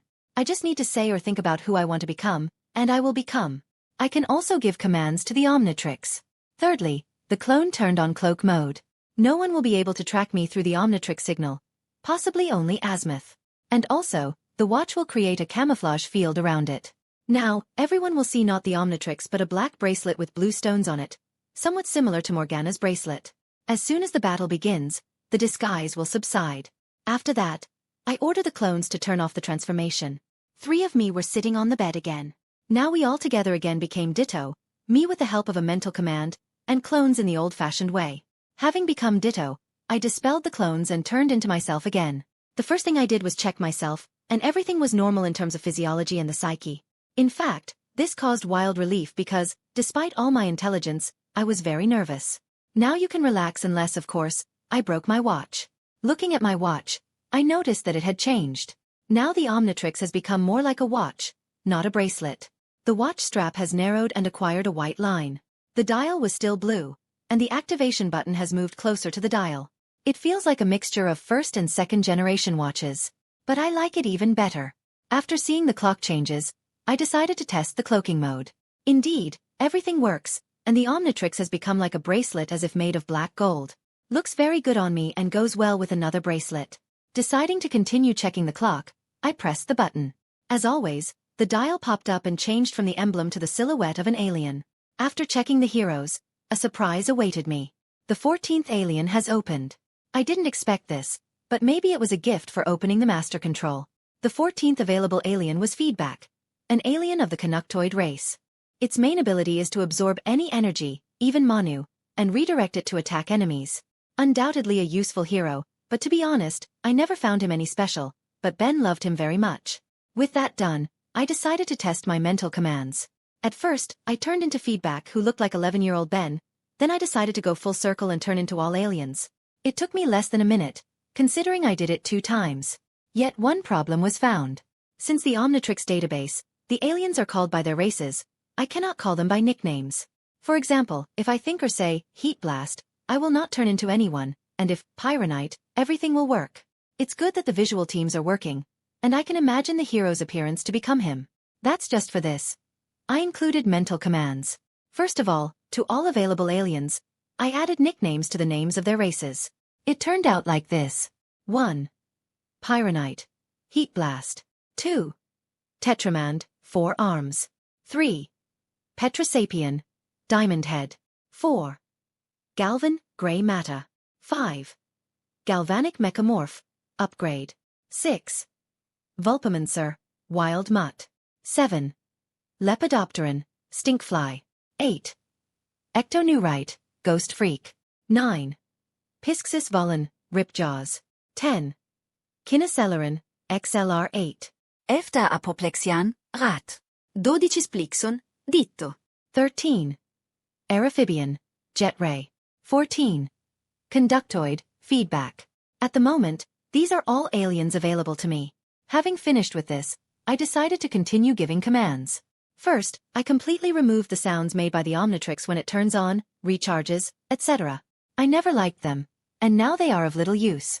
Left only when the Omnitrix reports on new DNA material. After that, I set the brightness of the light during transformation to the minimum low level. Otherwise it was very pale. Now when I transform, the Omnitrix does not emit any sounds, and the light illuminates only the outline of my body. Then I started setting passwords and all kinds of protection. First of all, he appointed himself the owner and only himself. Now no one but me can put on a watch. I added a genetic and psionic signature to it. He scans this too. But not only that. Now, if someone, for example, moves into my body or takes control over me, the Omnitrix will be blocked. You can only unlock it with the password that I have set. And only I know the password, and I hid it in the backyard of my memory under the protection of reason. It will not work to pick it up because in this world, no one knows such words. They came from my old world. Also made one function. If the Omnitrix is removed from me, it will again be blocked. But if the watch finds me within a radius of 3 meters, it will jump into my hand, as it already happened at the beginning. Also, if someone takes the watch and tries to put it on, the Omnitrix will release thin needles across its entire surface that injure anyone except me. Now, I can easily take off my watch, but why would I need it? Turning on my disguise and getting out of bed, I walked to the front of the bus and sat down opposite Gwen. Noticing a bracelet instead of Omnitrix, she immediately asked me, "Lex, where is your watch? And what is this bracelet?" To her questions, I touched my finger to the black bracelet, and because of the touch, ripples went through it, and it again became the Omnitrix. I was able to find and enable disguise mode. No one will find us at their signal, and no one will notice that I have a strange watch. When I finished speaking, the watch itself became a bracelet again. Cool. Why do they look different now? Gwen asked. It's because of the disguise. I lied because I'm too lazy to tell everything. At that very moment, we arrived in Washington. It has already started to get dark, and soon it will be sunset. There will be a fire in this city. I hope we will not miss it. Chapter 10:09. Fire and Dr. Onimo. Edited. Having entered Washington, we went to the city center. 30 minutes after sunset, we drove up to the Capitol, where we saw a fire a few blocks from our location. I told my grandfather to stay near the house where the fire was, as I wanted to help. When we arrived, I got off the bus and turned on my glasses to check how many people were in danger. By the way, about the glasses, I didn't talk about them. These are no ordinary glasses. Why do I need glasses? I already have perfect vision, even better than all ordinary people because of my body. I created these glasses, just in case, 2 months ago. They look like the most straightforward glasses with black frames, and they are made from alien materials and are practically indestructible. The glasses have many valuable functions built in, and most importantly, I can access Morgana's interface and the internet. They also have a built-in zoom. There is a function of night and thermal vision. In addition, I added something like a sonar to them, which can scan a specific area and find enemies, even through walls. Batman had a similar thing too. There is also a camera that captures everything that I see. Plus, there is a phone, and as a nice bonus, they can become sunglasses. I'm very proud of them. A helpful thing. Gwen will have to make similar ones later. First of all, I scanned the house and found 3 people on the 2nd floor, judging by the silhouettes of a girl, and on the 3rd floor, 1 woman and a child. Morgana, are the firefighters coming soon? Also, check who started the fire. I said to my virtual assistant. They'll need another 5 minutes. According to the cameras, the 2 bandits are guilty, who broke into the jewelry store on the 1st floor and started a fire to distract attention. My AI answered me. It's terrible. People won't last that long. Okay, I'll have to do it myself. I said to myself. Having warned my grandfather and Gwen what I was going to do, and having received a wish for good luck, I hid behind a bush and, with the help of a mental command, turned into Pyronite. In my opinion, this is the most helpful alien in this situation. After the transformation, which was reduced by half a second, I examined myself. And I noticed the differences from the original. First, the color of my flame. It was bright white, which means I am much hotter than Ben.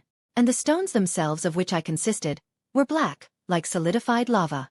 Secondly, I had shorts made of an incomprehensible material that withstood all my heat. That's better. Otherwise, I don't want to go naked. Immediately after that, I ran to the house. With the help of the flame from my legs, I jumped to the 2nd floor while breaking the window in one jump. Once inside, the first thing I did was consume the flame. It came out entirely instinctively and very simply. I think I could put out the volcano. After going through a couple of rooms and putting out the fire there, I found 3 girls who were now coughing and huddling against the wall, trying to escape the flames. Quickly putting out all the fire in the room without saying a word, I knocked out the window and with the help of the flame, created a whirlwind that carried the girls away. They did not even have time to squeak, as they were already on the street, completely intact and without burns. But these tricks with flame are much more challenging to do. To do this requires concentration and complete control over the fire. But this is not so problematic because I am the flame itself. Seeing that the girls were okay, and they were already taken over by the doctors who arrived a couple of minutes ago, I went to the 3rd floor. I also consumed the fire until I found a mother and her child in one of the apartments. At the last moment, I managed to catch the boards from the ceiling that fell on them. I repeated the same process with a swirl of flame through the window as before, pulling them off. But this time, I went down with them since I had already saved all the people inside. After landing on the street, the woman quickly grabbed her son, looking at me with stars in his eyes, and ran away towards the ambulance. Standing near the still-burning building, I raised both hands and consumed all the fire. Previously, I could not do this because I could injure the people there. When there was nothing left of the fire, I nodded my head in satisfaction. Satisfied with my work, I ran to the side of the thieves who had left. Since the people were still in shock, I could safely escape. After running about 40 meters and making sure that no one could see me, with one thought, I turned into an XLR-8. It looked the same as the original except for the extra blue lines. After that, I ran after the thieves at my own speed. I found them after 20 seconds. At that moment, they were pursued by the police. Deciding that I needed to finish with them quickly, I overtook them and with a flash of light, became 4 arms. Which, by the way, was the same as Ben's, only with blue elements of clothing instead of white and eyes of a different color. I appeared right in front of the car and scared the bandits with this. The driver immediately hit the brakes. The car stopped 10 centimeters from me. Wasting no time, I smashed the car's windshield and pulled out these 2 grief thieves, and quickly hit them on the head with each other, and they immediately lost consciousness.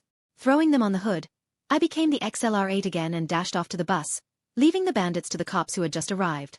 Not far from the bus, I became myself. Approaching them, I saw that Gwen and Grandpa were looking at the already cooling house. Boo! Sneaking up behind them, I shouted. At this, Gwen and Grandpa jumped up in fright. God, Lex, don't do that anymore. I nearly died of fear. By the way, where have you been? Gwen said, clutching her heart. The fire was staged by thieves to divert attention. After putting out the fire, I went after them. I replied calmly. Everything is fine? Did you catch them? Max asked me.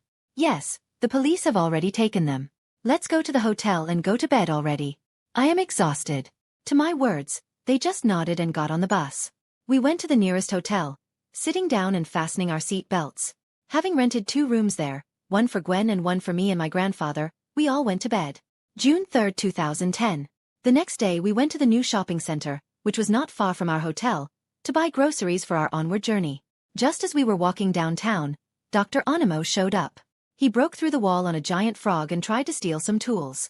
In his 50s, Dr. Onimo was a man, 165 centimeters in height, with long white hair and yellow-green skin. He had a helmet on his head, red glasses on his eyes, headphones on his ears, and a transmodulator on his chest. Wasting no time while Dr. Onimo was busy with the robbery, I hid behind the counter and turned into the ghost freak. I looked exactly the same as in the original. Becoming invisible, I flew to Onimo. Once near him, I immediately possessed his body and took complete control over him. Because of this, his eyes turned blue and black lines appeared around them, but this was not visible under the glasses. Descending from the back of the frog and using the modulator, I returned it to its original size, after which it rode off somewhere. After removing all of Dr. Onimo's equipment, I put it on the floor. And he, turning his face to the wall, ran to it with all available speed. Before the collision, I left his body. After crashing into the wall, the doctor lost consciousness. Instead, he will all have a concussion. Well, nothing. It will be helpful for him to lie down in the hospital for months. Anyway, he will not be put in prison for a long time because he did not really have time to do anything. Taking Onimo's device, I flew to the bus. Putting all the equipment near the robot's remains, I returned to Gwen and Max and became human again. I will disassemble the device itself and find out how it works. After all, this thing can increase any individual using its genetics, which can be very helpful in the future. When I found Gwen and Grandpa, I told them what had happened. Then we finished shopping and moved on. Chapter 11:10. Kraken. Edited. While we were on the road, I decided to do one thing that I wanted to do right after receiving the Omnitrix. I took blood, or rather a DNA sample, from all my aliens. After transforming into all the aliens, in turn, I took samples. True, it was not easy with everyone. For example, to take the blood of Pyronite, I had to use a special metal needle that could withstand high temperatures. And also prepare a container for blood, which looked like liquid lava and had a similar temperature. I needed Gwen's help to take the blood of the Widmut, and I took a piece of Upgrade's body. With Diamond Head, I did the same, only took more of his crystals for experiments. It consists of Tadenite, the rarest crystal in the universe used as a power source for spacecraft engines and is used as currency throughout the galaxy, including the underground city below Bellwood. So, now I am also rich, not only by the standards of the Earth but also the galaxy because I have an unlimited supply of Tadenite. With the ghost freak, unexpectedly, there were no problems. It turns out he has blood. But I also put it in a special container so that Zayscare would not get out of there, and it was already easier with everyone else. When I finished taking samples, I put the DNA flasks in a special refrigerator for storing analyses, turned into XLR8, and ran home. I put the refrigerator in a safe, which was in the basement, next to Morgana's server. And on the bus, I left only a few small samples for future experiments. Why did you take the DNA of all your aliens? Gwen asked me when I returned. I want to do some analyses and tests to better understand my transformation and learn more about the aliens themselves. I answered the question of Gwen and Max's grandfather, who also listened to our conversation. Then why did you take some of the samples home? Gwen asked again. You see, as far as I know, the Omnitrix also has a DNA scanner. If we meet an alien that is not available to me, I can scan it and later turn into this alien. But since I still do not know the clock itself, I decided to play it safe and stock up on the DNA of those aliens I already have if suddenly I lose the opportunity to turn into them one day. Then I'll just scan the samples and get access to this race again. I said, knowing full well that similar incidents happened to Ben. At my words, Max and Gwen nodded, and apparently realizing that everything was logical, they did not ask more questions. I decided to run a couple of tests with alien blood during the trip. I took the equipment from home. I created it, especially for this. 3 hours later, we arrived at the lake. Grandpa Max stopped the bus right on the beach so we could swim or fish. According to the canon, the Kraken lives here. I had already decided that it would be best to deal with the smugglers right away, so after informing the family that I wanted to take a walk, I set off to carry out my plan. Moving away from the camp, I turned into XLR8 by the power of thought and ran towards the factory where Jonah and his people lived. Once there, after 10 seconds, I turned into a ghost, became invisible, and went on reconnaissance. When I flew inside, I saw 3 people, and it was John Melville and 2 of his henchmen. At the moment, they were discussing their plan to find and steal the Kraken's eggs. They also checked their equipment for serviceability. Hiding behind boxes, with a flash of light, I became XLR-8 again. Taking the iron crowbar on one of the boxes, I accelerated and knocked out all the smugglers with a blow, this crowbar on the head. They didn't even have time to understand anything. Then it will be necessary to make a weapon against people, something like a shocker or a tranquilizer pistol. Otherwise, it's not human. Having tied all three with a rope in the warehouse, I moved on. First of all, I found their computer, from which I downloaded all the information about their dark deeds. It was lucky that they also had a printer, so I immediately printed everything and put a stack of papers on their bodies. Then I destroyed all their equipment. I didn't take any of this because there was only Earth technology. All that they had I could create myself. I took only part of my diving suit as a keepsake. Finally, I asked Morgana to send a report to the police about the smugglers.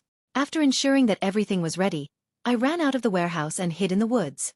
I watched as the police arrived 10 minutes later and tied up all three. The dirt I dug upon them will be enough for 5 years in prison. Maybe when they come out, they will change and start a law-abiding lifestyle.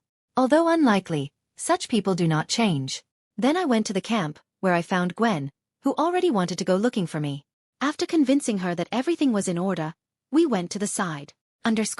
June 4, 2010. The following day Grandpa Max woke us up early, and we went to the pier. Captain Shaw, a local madman and Kraken hunter from whom Grandpa rented a boat for fishing, was waiting for us. Gwen didn't want to fish, she decided to stay on the beach and sunbathe, so my grandfather and I went fishing together. On the way to the fishing spot, the captain told us about his obsession with the Kraken. Grandpa was very skeptical about this, which is strange given his experience, but I decided not to overpersuade him. Since I finished with the smugglers yesterday, there was no attack from the Kraken, and he lay quietly at the bottom of the lake with his eggs. And while I was thinking about it, I had a brilliant idea. It will be necessary to implement it. The fishing itself took us several hours. We returned to dinner without catching anything. Having dined all together, we went our separate ways. Gwen went to sunbathe again, and Grandpa went for a walk along the beach, searching for delicacies for dinner. I decided to test my idea. Taking the Onimo transmodulator out of the box, I began to disassemble it. After learning how he works, I had to admit that even though Dr. Onimo is a nutcase, he has a lot of brains. I can create such technology too, but this is not my specialty, so it would be worse, and I would use alien tools and materials. And this, by the way, is 7-level technology, and Onimo created it practically from garbage, and even this thing works great. I am impressed. Of course, there were not enough parts, but the remains of the Vilgax robot came in handy. I replaced a couple of unreliable elements, added a couple of components, and made it work underwater. Also changed the power supply. And voila, the transmodulator is fully functional and even more advanced. Now he not only increases but also decreases them. After asking Morgana to analyze Onimo's DNA enlarger/reducer for problems and shortcomings and confirming that everything was working, I went to the lake. Finding a secluded spot and making sure no one saw me, I transformed into Ripjaws. I looked exactly like the original, only more clothes and bluer. Having put on the equipment, I searched for the Kraken, which I found an hour later at the bottom of the lake. The Kraken that was now lying and hugging his balls, noticing me, showed alertness. But when he felt that I did not want him to harm, he began to look at me with curiosity. In the meantime, I swam closer to him and carefully examined him. Quite an entertaining animal. The Kraken is a giant freshwater underwater creature. Judging by the behavior with the eggs, this is a female. It has 4 webbed legs, a fin tail, and 2 tentacles that protrude from its mouth like 2 other arms. She has blue eyes, gold teeth, 6 gills on her neck. The upper part of her body is deep blue, and the lower part is olive green. My idea was to help the Kraken, and I wanted to reduce it by 5 times and leave it alone. Since she is so large, many have noticed her existence, but she still manages to hide at the same time. If I reduce it and leave it to live here, it will hardly ever be found, and it will be better for both the Kraken and the people. While the Kraken was just staring at me, I decided to act. Switching the regulator down, I fired a beam of energy at Mommy. Everything worked as it should, and it decreased in seconds. Now she was only 3 meters in size, and I think this is the perfect size for her safe life. While the Kraken had not yet regained consciousness after shrinking, I shrunk her eggs so that they would be born small right away. After, I tried to implement my other idea. Namely, he ordered the Omnitrix to scan the Kraken.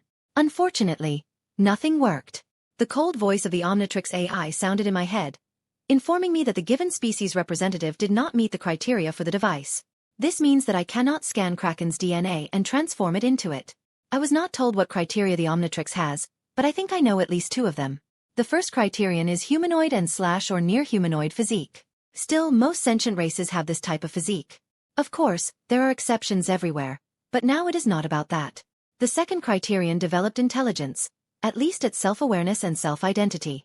There are exceptions here too, the most suitable is wild mutt, but this criterion fits most of my aliens.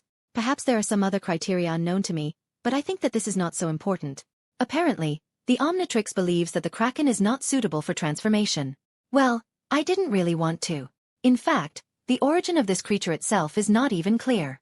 It could be an alien, it could be some kind of government experiment, or it could be a mutant, or it could be a cryptid. I even got curious, so while the Kraken was trying to figure out what had happened, I swam up to her and tore off some scales. Then I'll do a couple of tests sometime. Apparently, she didn't like that I got to her, so she growled at me but didn't attack, but swam away to hell, taking her eggs simultaneously. Watching her float away, I was satisfied that I was able to help the poor creature and her children. With one last glance at her, I swam to the surface. When I had already swam quite far, I heard the Kraken scream. I thought it was a cry of gratitude, at least I hope. Arriving ashore, I became a human and went to the camper. Putting Onimo's invention back in the box, I decided to test the Omnitrix as I thought I felt a vibration. Turning on the Omnitrix and scrolling the dial, I saw that after feedback, another silhouette of an alien appeared. It's not clear why it would have opened, perhaps because of the first attempt at a DNA scan, which was unsuccessful, and it's a consolation prize, but I don't mind. As I said, the more the better. Judging by the silhouette, it is some kind of robotic humanoid. It was pretty hard to figure out who he was, so I quickly turned around to find out. After a brief flash of light, I assumed the form of a new alien and recognized him almost immediately. Now I looked like a red metal alien. I had 2 containers of water on my head, and around my eyes, there were black markings that looked like masks. I also have 2 tubes of water running from the respirator, where the mouth should be, to my back and forearms, which are also filled with water. The Omnitrix symbol was on the chest. It was Overflow, the alien that appeared in the reboot of the original series that I hadn't watched. It is not difficult to notice the apparent similarity of this alien to the water hazard, but they are still different aliens with very similar appearance and abilities. I don't know much about Overflow, but I'm sure he has hydrokinesis and its associated powers.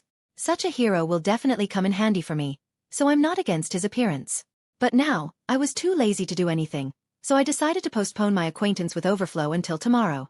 I decided to spend the rest of the day on the beach with Gwen. June 5, 2010. The next day, we were still at the lake. After breakfast, we went about our business again. Grandpa went fishing with Captain Shaw again, and Gwen went to sunbathe again. I decided to test the abilities and powers of Overflow because I knew little about him. First, I asked Morgana to check the plumber's database and search for all the available information about the Overflow race. She did find something. Firstly, the race of Overflow is called the Cascan, and secondly, the homeland of the Cascan race is the planet Cascaro, which is located in the Andromeda Galaxy. In addition to their appearance and similar abilities, Overflow and Water Hazard also have a common homeland. In fact, the planet Kasana, home of the Water Hazard, is in the same sector as the planet Cascaro and can be called neighbors. Apparently, these planets are practically twins and have very similar conditions, which led to these two races, Cascan and Orishan, having much in common. Yet they are fundamentally different. Suppose the Water Hazard is a creature that is somewhat reminiscent of a shellfish in its structure and has a natural exoskeleton. In that case, Overflow is a spirit of water, enclosed in a robotic suit, necessary for a safe life on their planet. This is all that Morgana managed to get.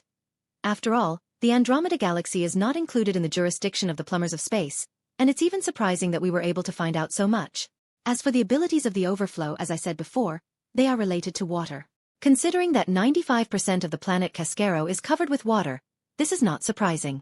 And do not forget that they are primarily water spirits, albeit in a tin can. I was sure that Overflow could survive underwater and withstand the enormous pressure of the depths, so when I approached the lake, I turned into it and swam away from the beach. Cascan, of course, was slower than Pisxis Valen, Ripjaws, but also swam pretty fast. In addition, I quickly mastered one trick that significantly accelerated swimming. I have containers with water in my forearms, which the main body creates, and I can send condensed streams of water from my hands parallel to my body, and if I do this underwater, I can swim very quickly. I found a secluded spot after swimming for about 10 minutes, accelerated by water currents. On the shore stood some kind of factory, which had apparently been abandoned long ago. After getting ashore in the form of Overflow, I decided to check a few things. First, I became human again and took off my glasses and bracelet with Morgana. When I become an alien, I lose access to Morgan, which is undoubtedly a disadvantage, and it will need to be addressed in the future. Putting my bracelet and glasses on a boulder near the shore, I turned on the camera on my glasses and called a holographic projection of Morgana. Well, beauty, you know what to do. Record my tests of the overflow and scan all the information gathered. I said to Morgana. Of course, dear, everything will be done in the best possible way. With a bright smile, the AI answered me. Smiling at her, I turned into Cascan again. Then he began to perform several tests. First, we checked if Overflow has any restrictions on breathing in the fresh air. After all, he is primarily an underwater inhabitant, but it turned out that there is no difference in what environment Overflow is. He can be both underwater and on the surface. It is possible that the Cascans do not need air for life. After all, they are spirits, and maybe they can survive in a vacuum. After that, we checked the physical data of Overflow. Thanks to the armored exoskeleton, I have super strength and super dexterity in this form. To be precise, I can lift 20 tons of weight and run at 60 km/h. All these indicators increase by 3 to 4 times in water.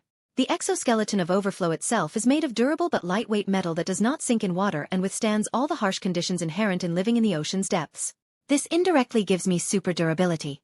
The water containers on the forearms and head and the tubes leading to the respirator are made of heavy-duty glass that can withstand enormous pressure.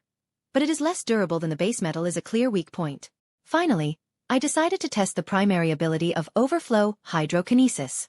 As I said, I can let go of the water that my main body produces. Of course, this water is not infinite. The containers contain 30 tons of water, and you can't say that much, but it looks like they have some kind of spatial pocket, and if I use up the entire supply, I will be left without ammunition. If such a situation occurs, all that remains is to wait for the main body to produce more water. Fortunately, this happens quickly enough. Initially, I thought that I could control any nearby water, but all my attempts to subdue the water from the lake have been unsuccessful. So, we can conclude that the only water that I can control is my water. Perhaps because it was created by my main body and saturated with my energy, and the water from the lake has nothing to do with me, so it does not obey. But, all my water is under my complete control. I can do anything with her. Change to any form, be it any animal or weapon, change the state of aggregation, though then I will lose control and much more. Realizing that I was capable of this, I decided to pull off one famous trick from Naruto. After waiting for the containers to fill up again, I stood in front of the lake, stretched out my hand forward, and said, for pathos. Water release. Water dragon bullet technique. A powerful jet of water under pressure flew out of my hand, which soon changed its shape and turned into an eastern dragon. The water dragon flew a few meters, then crashed into the lake's water surface, which led to a powerful explosion and the creation of a geyser. Not bad, I drawled, looking at the work of my own hands. This was the last test I wanted to do with Overflow, so that's about it. I have learned enough about the powers of this alien, and I can say that I am satisfied. This is a great alien with outstanding abilities. In fact, I have noticed a lot of similarities between Overflow and Heat Blast. Yes, they use different, opposite elements, but their abilities are very similar since they both can produce their element and freely control it. Pyronite has long been shown to be helpful, so its watery antipode is unlikely to be any less valid. Having transformed into a human, I put on a bracelet and glasses, after which I displayed a video with me on their glass, in the form of Overflow. Sometimes it can be constructive to look at yourself from the outside. After watching the entire tape, I became even happier that I received this alien. Overflow is much more powerful and valuable than Ripjaws. But sometimes, Ripjaws will still be better due to its agility. I especially love the Overflow water cutter. High-pressure water can cut through almost anything. For the emergency DNA storage, I took some water, as it contained the energy of the main body, and the Omnitrix was capable of scanning even that. After finishing with everything, I turned into XLR-8, and in 5 seconds, I was already at the RV. Grandpa and Gwen had just returned. Where have you been? Gwen asked me curiously when I sat down at the table and began to eat another culinary masterpiece of my grandfather. It seems they were crickets. Checked out the new alien. I answered, chewing a cricket. Is that the one with the power sockets and the tail? What did you call him there? Come back. Gwen asked me. His name is Feedback. And no, I was testing another new alien. I said, do you have another newbie? What does he look like? And what did you call him? Gwen pounced on me with questions. Yes, there is a new 15th, and I named it Overflow. Let me tell you about him later. And then I really want to eat. I asked. Okay, but you will definitely tell me everything. Said, not too pleased, Gwen. After a quiet lunch, we all went to the beach together, swam, and sunbathed. After spending the rest of the day on the beach, we had dinner and went to bed because tomorrow we are leaving. June 6, 2010. The next day we continued our journey. While we were driving, I remembered what I wanted to do. Taking out all my tools, I sat down at the table and began to invent. 20 minutes later, I had a shock pistol in my hands. He looked like an ordinary black taser, but I actually used several alien components. I installed a few parts from the Vilgax robot and something else. Despite his simple appearance, he can even knock out the 4 arms. Although the entire charge is used, it's still cool. You can even charge it through an outlet, and it only takes a few seconds. Gwen all this time looked at me with curiosity but did not distract me. When I finished, she decided to ask a question. What is it? This is an ordinary taser, and it can even knock out a wrestler in just a couple of seconds. I said casually. Why do you need it? Gwen asked, not seeing the logic in creating a simple shocker. I made it for human use. When I dealt with the smugglers, I used a crowbar. This is not good. After all, I could have killed them by accident if I had not calculated the strength. Or those thugs from Washington, I had to knock each other out to knock them out. I thought that for those like them, it is better to create such a shocker, and quickly and not dangerous. Yes, I told Gwen and Grandpa about the smugglers. They ultimately agreed with my decision about the Kraken and these rogues. Only Gwen was a little offended that I did not invite her with me. And Max was proud that I did everything right. Clear. Can you do one for me too? Gwen asked with sparkling eyes. After thinking a little, I decided to make her the same, just in case. After creating the second shocker, I taught Gwen how to use it. Since it has several modes, just in case. By the way, despite the power, these shocker pistols were small and light. Only 15 centimeters long, they can easily fit into a pocket. Grandpa Max stopped at a gas station just as we finished dealing with the shocker. After getting off the bus, we went to an ice cream shop to buy a treat. And Max went to the ATM. Max POV. While the children went to get ice cream, I decided to withdraw money from the card and therefore went to the ATM. While I was dealing with the ATM, a bull in a cap came up from behind. Come on, you old fool. Now I will withdraw money, go out. Having said this, the bully pushed me to the ground because of what I fell. After that, he took a hook from his pickup truck and poked it through the ATM. After giving a sign to his accomplice that he was driving the car, he stepped aside. Just as the second gunman was about to turn on the gas, Lex and Gwen came out of the store. Seeing the whole situation, they simultaneously pulled out of their pockets the shock pistols that Lex had only recently made and aimed each at their own gunman. Without a word, they pulled the trigger. Shockers fired small darts, which knocked out the bandits with electricity in just a couple of seconds. Having finished with them, they came over and helped me up. Everything is fine now, grandfather, and the police should be called, Lex said, as usual with his calm face. I nodded at his words and called the police. After they were taken away, we went to the bus. When we sat down, I told them the good news that the next destination was the house of my sister Vera. Chapter 13:12. Visiting Aunt Vera. After refueling, we went to Aunt Vera. Vera Tennyson, Grandpa Max's sister, but she knows nothing about his stormy youth. Apparently, they are not very close. As we drove, I decided to take some time for Gwen. Of course, I like her. She is smart, beautiful and interesting. And even I see that she is in love with me, but I still can't take the last step and normally talk to her about our feelings.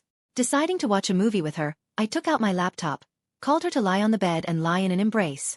She only happily agreed to this, grabbed me like a tick. So we spent the rest of the way to the house of Aunt Vera. Vera decided to live in a small town in the desert. Even though it was just the beginning of summer, the temperature was already over 30 degrees Celsius. I don't know how these old people can live here, but they shouldn't be cold. Arriving, we were met by Vera Tennyson herself. In general, she is the older sister of her grandfather and his brother Gordon. She was now 64 years old. In fact, she looked good enough for her age. Apparently her love for strange dishes, like her grandfather's, is evident. She had gray hair, was overweight and in my opinion, was wearing too much pink. As soon as we left the mobile home, a warm and too tight hug was waiting for us. And of course, Aunt Vera's special ritual when meeting her grandchildren. Namely, she patted our cheeks. It was very unpleasant. Just as we entered her house, the old man, in whom I recognized Marty, looked out from the window of the neighboring house. Gwen and I have seen it before, when we came here last times. He also treated us to sweets. When Marty looked at us, he hissed his mouth wide open and cracked his neck unnaturally. Besides me, Gwen saw it too. So after Marty closed the blinds, she quickly asked me with wide eyes, "Did you see that? Or it seemed to me." "Saw. It seems that something is happening in this city. I'll need to figure it out later. Until then, be careful," I whispered in her ear. At my words, Gwen nodded and walked into the house with a brisk pace. After that there was lunch. As I expected, we were fed the next nasty thing. Although this time, it was not all that bad. just jelly with beef and Brussels sprouts. It could be worse. Then I decided to invite Gwen to take a walk around the city. By doing this, shoot several birds with one stone. Spend time with Gwen. Deal with local aliens. And arrange an adventure for Gwen. I'm not worried about her. She can handle it. If that I will help her.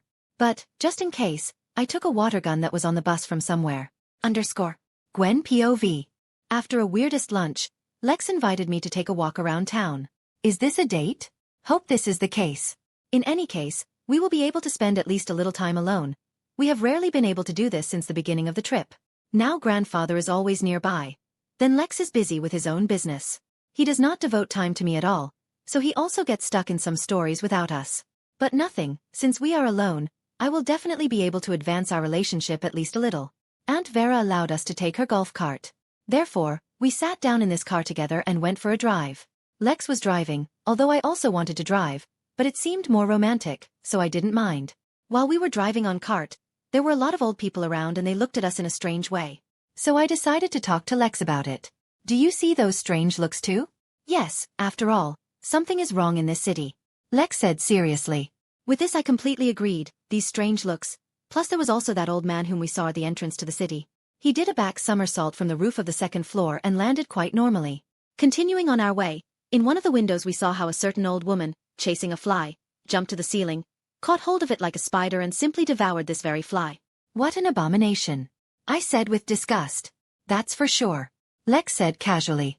After that, we no longer thought that something would surprise us, but no surprise. We saw Marty, Aunt Vera's neighbor, driving his golf cart, with a folded carpet on the next seat. Just then, a water sprinkler turned on the lawn. Marty saw the water and drove around the spray in a wide arc, as if it were sulfuric acid. Shall we follow? I suggested. Yes. Lex replied. And we went for Marty. After 5 minutes of surveillance, Marty stopped at the dumpsters. Taking the carpet, he stretched his legs 3 meters and simply stepped over the fence. And he went on as if nothing had happened. Stunned by what I saw, I looked at Lex and saw that he, keeping a calm face, began to chase Marty. Without thinking anymore, I followed him. Hiding by the fence, we watched as Marty, or whoever it was, pushed a heavy trash can with one hand. There was a secret entrance under the tank. Marty opened the entrance and took the carpet and went inside. What do we do? I asked nervously. Let's wait a minute and follow. This is definitely not Marty and not a man, and somehow he behaved suspiciously. There is also this carpet. It feels like there is definitely a body hidden there. Lex said thoughtfully as he touched the selection. We nodded at his words and waited. A minute later, we climbed over the fence and slowly walked to the secret hatch. Opening the hatch that Marty closed, we looked down and saw a tunnel there. Be as quiet as possible. Lex warned me and helped me down. He himself followed, not forgetting to quietly close the hatch. It was dark in the tunnel itself, but Lex turned on the flashlight on his phone and illuminated everything. By this time, Marty was not seen, but his tracks were visible. We followed them. After 10 minutes of wandering through this tunnel, we finally found something interesting. We saw a spaceship, and outside there were some kind of egg-shaped cocoons. Coming closer and looking inside the cocoons, we saw pensioners.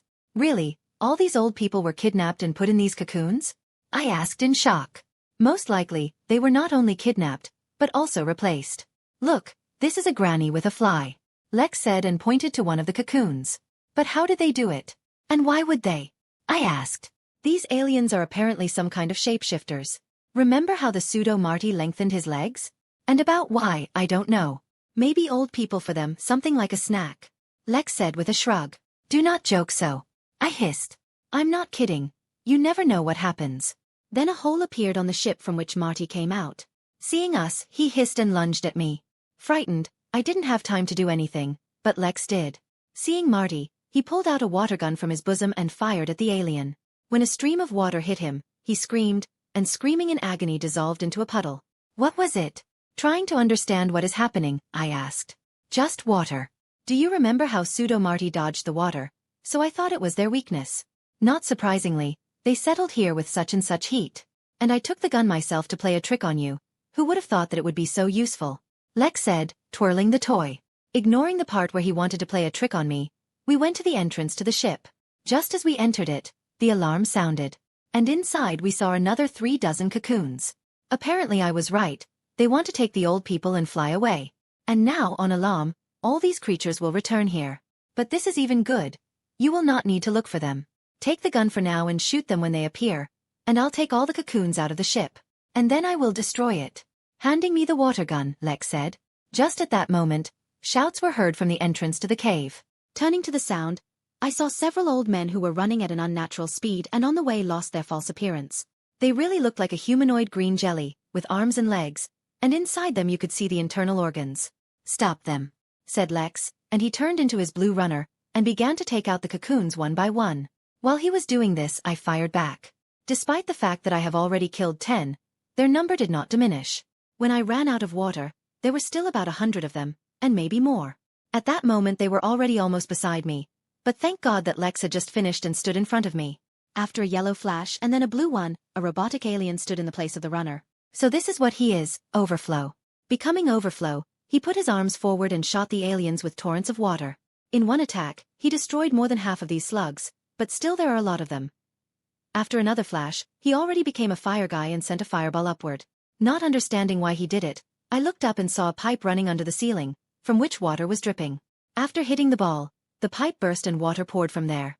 This rain destroyed all the other slugs. When there were no enemy aliens left, Lex came up to me and took me in his arms like a princess, after which he turned into a runner and instantly carried me to the cave entrance.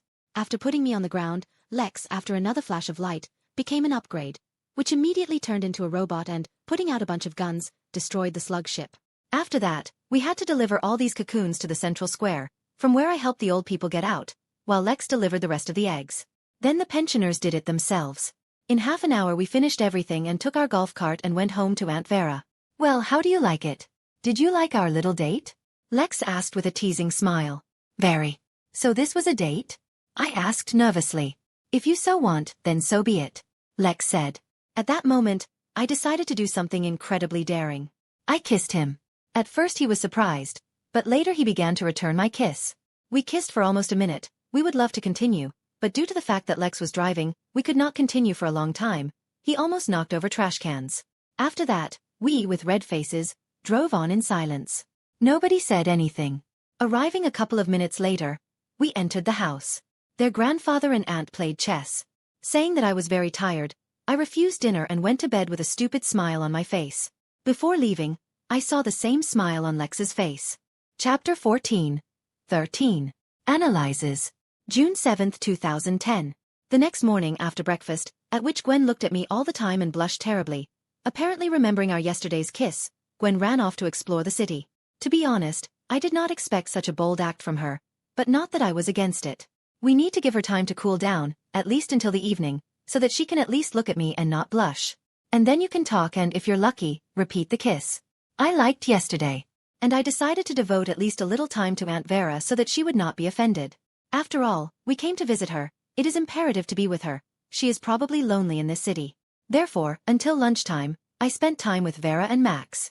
We played a little chess and backgammon. Then we drank tea while Aunt Vera talked about her collection of stuffed birds and ships in bottles. In fact, quite a large and cool collection, impressive in scope. When lunch came, Gwen returned.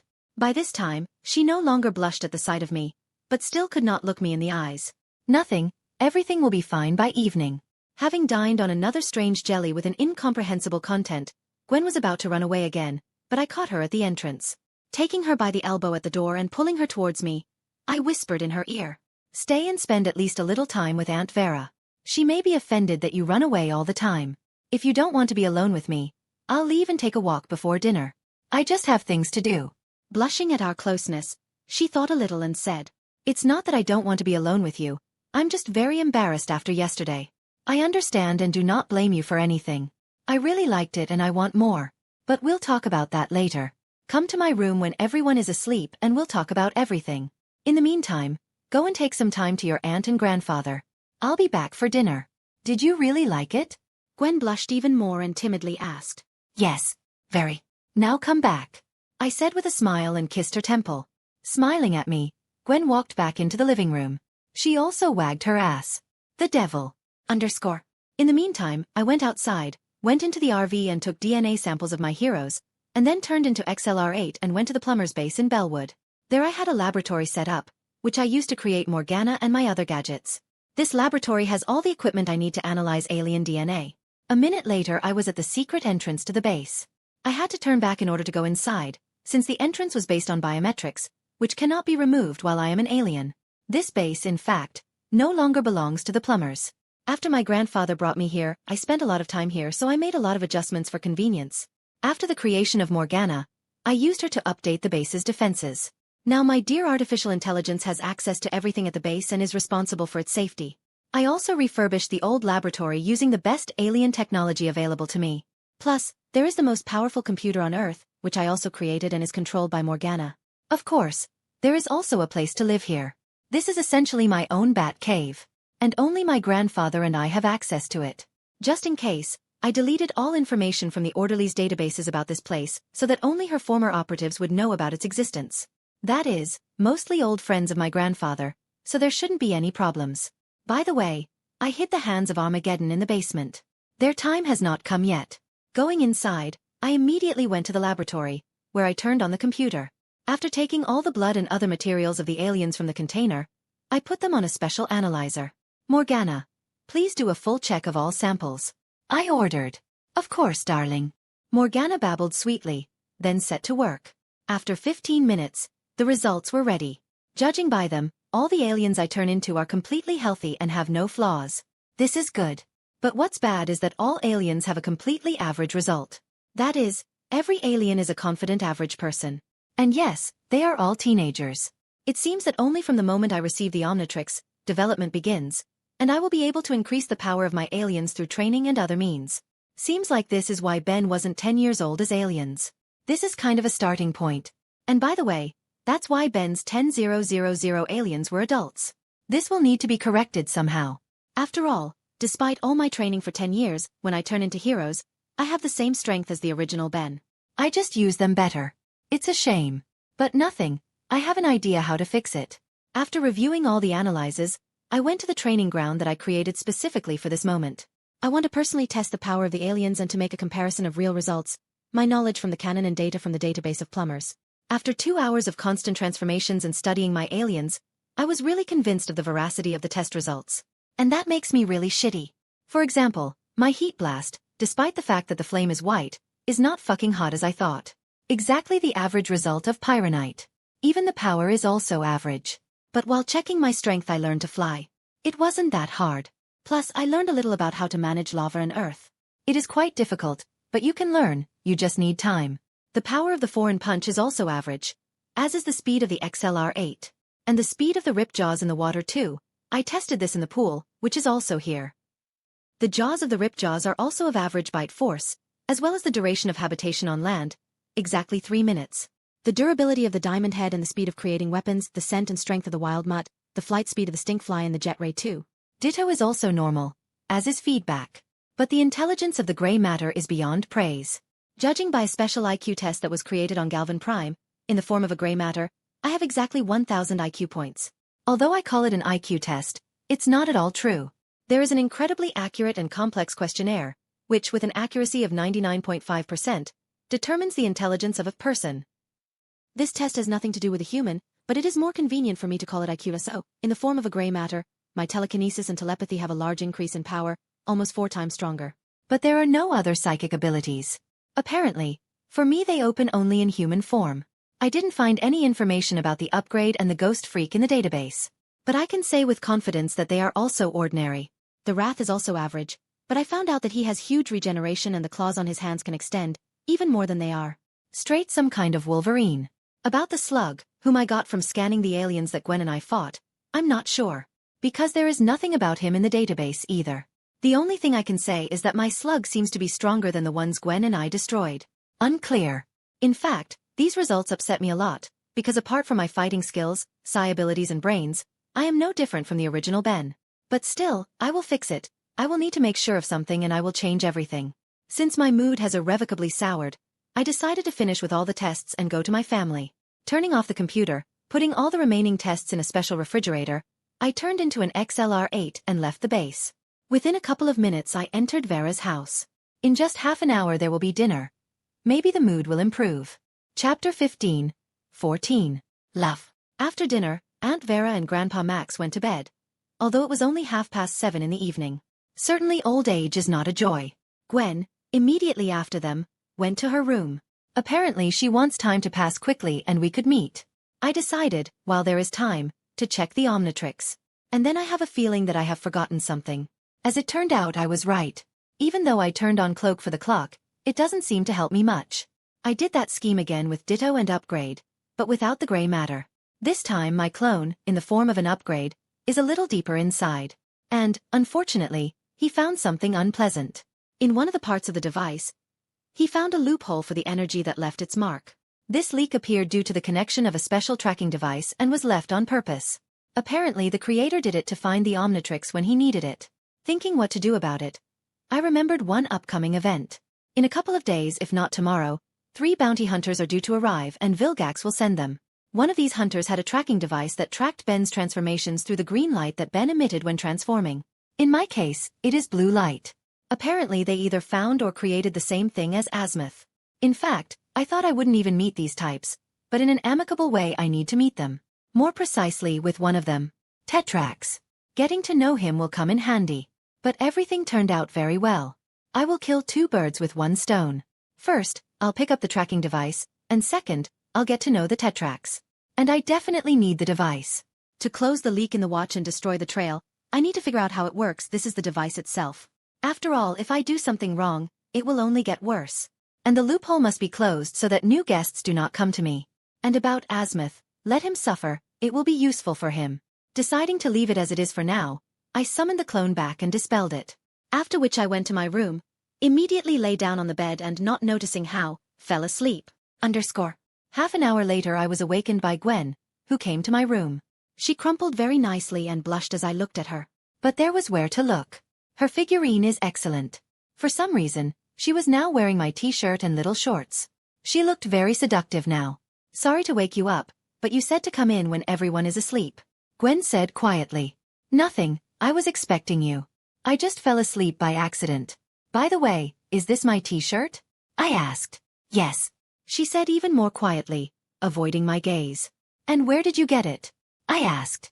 Well, the last time you slept with us, you forgot her in the guest room. So I took her. Gwen mumbled, blushing. It's clear. And why did you take her? To be used as pajamas. Gwen blushed even more. Pervert. I typed. What? No, it's not. I just really love your smell. Even more driving herself into the coffin, said Gwen. And why do you love my smell? I asked with a smile. Because I love you. Apparently from embarrassment, Gwen could not resist and shouted. Let's be quiet, or you'll wake up the whole street. And I love you too. I said casually, although behind the calm facade, I was also very worried. What? It looks like I broke her, she's going to faint now. Out of my head the steam has flooded. Truth? Recovering? Gwen asked me hopefully. Yes. I said frankly. With a squeak of happiness, Gwen flew into my arms with superhuman speed. Cuddling up to me with all her might, she buried herself in my chest and purred like a contented cat. Why did you never say? He didn't even give any hints. Gwen asked. Why did you never say? I asked without answering the question. I was shying. But I still sent you hints all the time. You didn't understand anything. Gwen said resentfully. I understand everything. Exhaling, I admitted. What? But why did you say anything? Gwen asked accusingly, making a disgruntled pug. We're cousins after all. I was worried about what your parents and grandfather would think. I honestly said. On this score you cannot worry. My mom has known for a long time that I love you. And she said that if we have true love, they will bless us. Gwen said with a confident smile. Yes? I did not know that. I said with shock. But I really didn't even know about it. Yes. But I still worry about children. Gwen said anxiously. But about this you cannot worry. Since we are partly aliens and anodites as well, we shouldn't have a problem with that. Magic will fix everything. Plus, all these transformations with the Omnitrix do not go without consequences. I said, patting her back soothingly. Something serious? Gwen asked anxiously. There is nothing wrong. It's just that my genes adapt to transformations and change a little so that there are no consequences. Because of what they become more flexible and strong, so to speak. But the more I turn into aliens, the more my genes change. In 10 to 20 years, I will no longer be quite human, but this is actually even good. I will be stronger, healthier and more durable. Some pluses. I said. By the way, however, I managed to check it. Of course, the transformation of genes does not pass without consequences, but due to my special physique, All the imperfections are cleared from my body and I will never have problems. But maybe Ben will. I don't know for sure. Then it's very good. But I don't understand something. If you found out that there will definitely not be incest, why did you not confess to me, especially since you knew that I love you too? Gwen asked me seriously, noticing the inconsistency in my words. Oops. I seem to have been caught. Well, I really didn't want to start building a serious relationship so early. I began, but Gwen was interrupted. I understood everything. You just want to make yourself a harem. Gwen said mercilessly. How do you know? I asked in shock. Do you think I don't know you at all? Or do you think I haven't seen your magazines or search history? Or your views on girls? I always knew that you are still a perverted person and you definitely will not be limited to one girl. Gwen said, pointing her finger in my chest. Yeah, I didn't expect to be discovered. I said wearily. But I really didn't know. I thought I was encrypted well. In my opinion, even my parents, with my grandfather, know about this. Seriously? The devil is ashamed of how. So what was your plan? Did you want to slowly inspire me with the idea of a harem while traveling? Gwen asked with a mischievous smile. Looks like I was completely disclosed. I said absolutely doomed. Certainly. I know you better than anyone. But I really don't mind. Said unexpected words, Gwen. What? Seriously? I asked incredulously. I just love you too much. And I cannot refuse you. But under several conditions. Gwen said with a very eerie smile. I'm listening. I answered immediately. Still, at that moment she was really scary. Firstly, I will be the main wife. Secondly, you take girls into your harem, only with my permission. That's all for now. I'll think of something else later. Gwen said with the brightest smile in the world. But I felt that if I didn't agree now, I was finished. I have no choice? I asked, knowing the answer perfectly well. Not. Was an immediate response. Okay, I agree. But, at that moment the atmosphere became serious. Still, remember that I'm your boyfriend now. I'm not some kind of heel to be pushed around. Don't cross the line in your control. I said absolutely seriously. Good. Gwen said a little nervously and pressed closer to me. That's good. Now come here. I'll kiss you. I said to Gwen, then pulled her closer and kissed her. To this, Gwen just melted in my arms and began to kiss me back. So we continued kissing until late at night, after which we fell asleep together in my bed. Chapter 16. 15. Bounty Hunters and Magic. June 8, 2010. The next morning, I woke up at dawn, still hugging Gwen, who was lying on top of me. Since the old men were about to wake up, I decided to take Gwen to her room. Putting Gwen on her bed and covering it with a blanket, I returned to my room and fell asleep again. 2 hours later my grandfather woke me up. During breakfast, Gwen glowed with happiness, which Max no doubt noticed, but ignored. After breakfast, we said goodbye to Aunt Vera and set off to continue our journey. Third POV. In space near the Earth there was a spaceship. This ship belonged to Vilgax. Inside the spacecraft, on the training ground, 3 silhouettes stood in the shadows. After turning on the searchlight, in these silhouettes one could recognize 3 well-known in the underworld of the galaxy, bounty hunters. They were 6-6, Krob, and Tetrax. Vilgax's voice came from the intercom and he ordered the hunters to start the competition. 6-6 decided to show itself first. Coming down from the platform they were all standing on, using his jetpack, he began destroying the Vilgax drones with his weapons hidden throughout his suit. After 6-6 destroyed a dozen robots, Krob decided to go down as well. After landing, with his large pincer and sword, Krob destroyed several more drones. Until the ceiling opened and a large robot jumped out. When the robot appeared, Tetrax, who had still not moved before, took out his flying board and flew towards the robot. The robot, on the other hand, fired its laser at the approaching Tetrax, but he calmly took the shot on himself without receiving any damage. Having flown close enough, he jumped and punched right through with his robot carcass, thereby destroying it, and calmly landed on his feet, making a superhero landing at the same time. After completing the test, Vilgax, still unrecovered, appeared on the holographic screen, saying, "Well, great. You suit me. Your task is to bring the Omnitrix back here. Those who succeed will receive a reward. Do this so that it doesn't become." Following Vilgax's words, one of his soldiers brought 3 tracking devices that tracked the Omnitrix by its glow as it transformed its user. Having received the devices, all 3 hunters went to the escape pods and they were sent to Earth. Lex POV. 5 hours after our departure from Aunt Vera, we stopped near an abandoned mining town, Slateville. I asked my grandfather about this, because it was time to start teaching Gwen in magic. First we all had lunch, after which Gwen and I walked away from the bus and, having laid a blanket, right on the ground, sat on it. And the grandfather himself began to delve into the engine. Something happened to him there. Now, Gwen, sit in the lotus position and breathe evenly. I began. Sitting down, as I said, Gwen asked curiously. What will you teach me? First, you will need to feel the magic within you.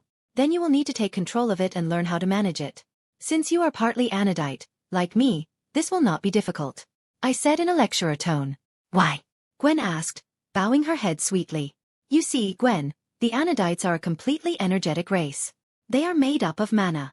Therefore, controlling mana is as natural for them as breathing for us. Although you're only 1/4 anodite, you still have the gift of heaven. This means that with training you can become a full-fledged anodite. But right now, you should naturally have excellent control and some instinctive understanding of magic. I enlightened my cousin. After my words, Gwen's eyes shone directly, but taking control of herself, she asked. What can you do now with magic? At the moment, I can, by accelerating the current of mana in my body, increase my physical characteristics by about 20%. I can also do this. After my words, I raised my left hand and a dark blue haze came out of it, which after a few seconds took the form of an unstable transparent disc. When the disc was more or less able to stabilize, I threw it at the nearest stone. On impact, the disc exploded and slightly spoiled the stone. Gwen looked at this with wide eyes, after which she said only, Cool. This is a magical construction. The anodites use them as their main weapon in battle. This is very natural and simple for them. For ordinary magicians, magic is much more difficult. At the very least, you need to use spells, and more complex magic requires rituals. As you noticed, I did not use any spells, but only for constructions. For you and me, even to create a fireball, you need a spell. But I don't know any spells. Then you will need to find them and learn. But in the future, the more we learn and the stronger we become, the easier it will be. Moreover, as the descendants of the anodites, we have an exceptional talent for magic. Magic itself loves us. I finished my monologue. Why was your disc so unstable? Having digested the new information, asked Gwen. Well done, that noticed. Since I did not devote any time to magic, just a little more than a week, the creation of this disc is the only thing I have learned, besides the control of mana inside the body. I still have to work to make it completely stable. Later, after a couple of years, maybe less, it will be quite easy for me to create structures, but this requires training. Now let's start your training, I said. At my words, Gwen just nodded and began to follow my instructions. We finished in 2 hours. Gwen is really much more talented than me in magic. During this time, she easily learned to feel mana. I was able to do this in only 4 hours, and this is at my 40 times the learning rate. Just when we returned to grandfather, the clock beeped, which means that a tracking device has arrived in the planet's atmosphere. Yes, I installed backtracking. When the tracking device is on my planet, the watch sends me a signal. This means that guests will be arriving soon. What's happened? Noticing the signal, asked the grandfather. Guests are coming to us. In terms of? Asked, who joined our conversation, Gwen. Yesterday I noticed in the watch the ability to track them through a special device. I could not remove this feature, without the device itself. Therefore, I decided not to touch anything, but set a signal when such a device arrives on Earth. I said. So, then someone came to Earth in search of the Omnitrix? Asked the grandfather. Yes, I replied calmly. And what should we do? How soon will they find us? Gwen asked. They won't find us until I turn into an alien. The last time I did this was last night, so the trail is gone. But you have to do something about it. You can't just hide. And I have a plan. Putting my hand on my chin, I said. You want to lure them, prepare the battlefield, defeat them and pick up the device to remove the possibility of surveillance, said the grandfather quickly. As expected of him. Immediately understood everything. Yes, everything is correct. This is my plan. Now I'm turning into an alien so that they can catch the signal and go in our direction. Then I will go to the nearest abandoned mine and wait for them there. You and Gwen will cover me, and help, if anything. I said. Good plan. I just have the right weapon for this. I just need to put the bus closer to the mine so that I can shoot from it. Max said after a little thought. What should I do? Gwen asked. I'll give you a weapon too, for self-defense, or you'll cover me. Just be careful, please. Grandpa said seriously. In fact, it was a huge sign of trust from Grandpa. Certainly. Gwen said with a smile. Apparently happy from the opportunity to help. All right, everything is decided. You go to the mine now and get ready. Then call me when everything is ready and I will come running. Then we will wait for the guests. I said. Nodding at my words, Gwen and Max got on the bus and drove to the mine. I began to wait. Chapter 17. 16. Battle and Tetrax. An hour later, Gwen called me and said they were ready. Putting the phone in my pocket, I turned into Diamond Head with a mental command. I decided to leave a trail first so that the hunters would be sure of the presence of the Omnitrix. Plus, Tetrax will see that Petrosapien is available to me. As it was in the original, it won't hurt. After destroying a couple of cacti and stones, I turned into XLR8 and rushed to the mine. Third POV. 10 minutes after the departure of our main character, 3 aliens arrived at the place where Lex and Gwen were training in magic. One of them looked like a golden-brown robotic crab.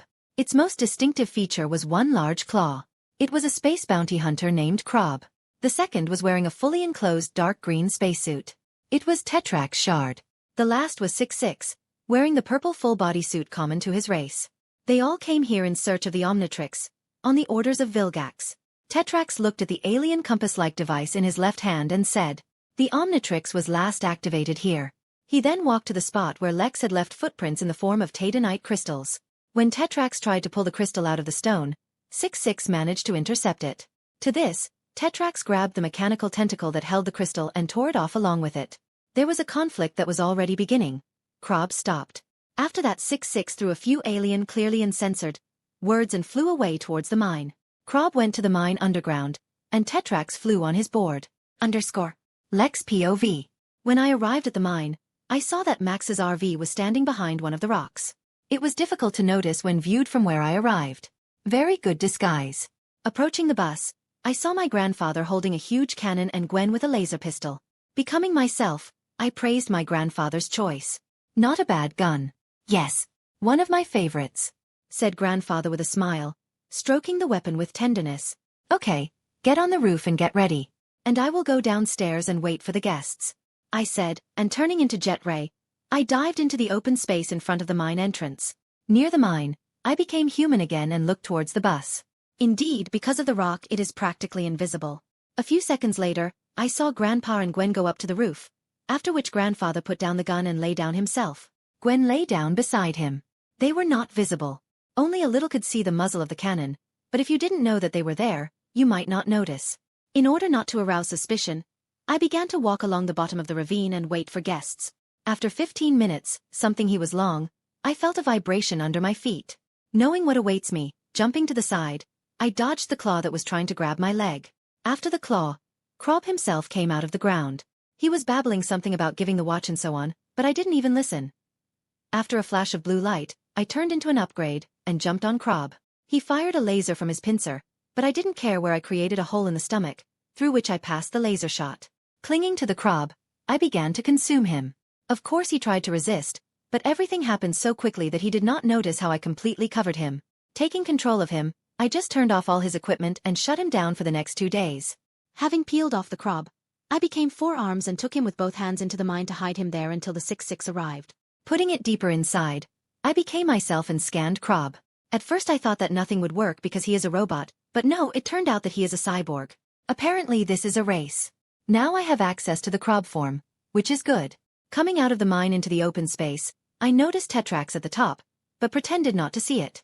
3 minutes later, 6-6 flew in from the sky. Seeing me, he started firing gun. Dodging several shots, I already wanted to turn into Jet Ray, but my grandfather beat me to it. He shot the hunter in the back.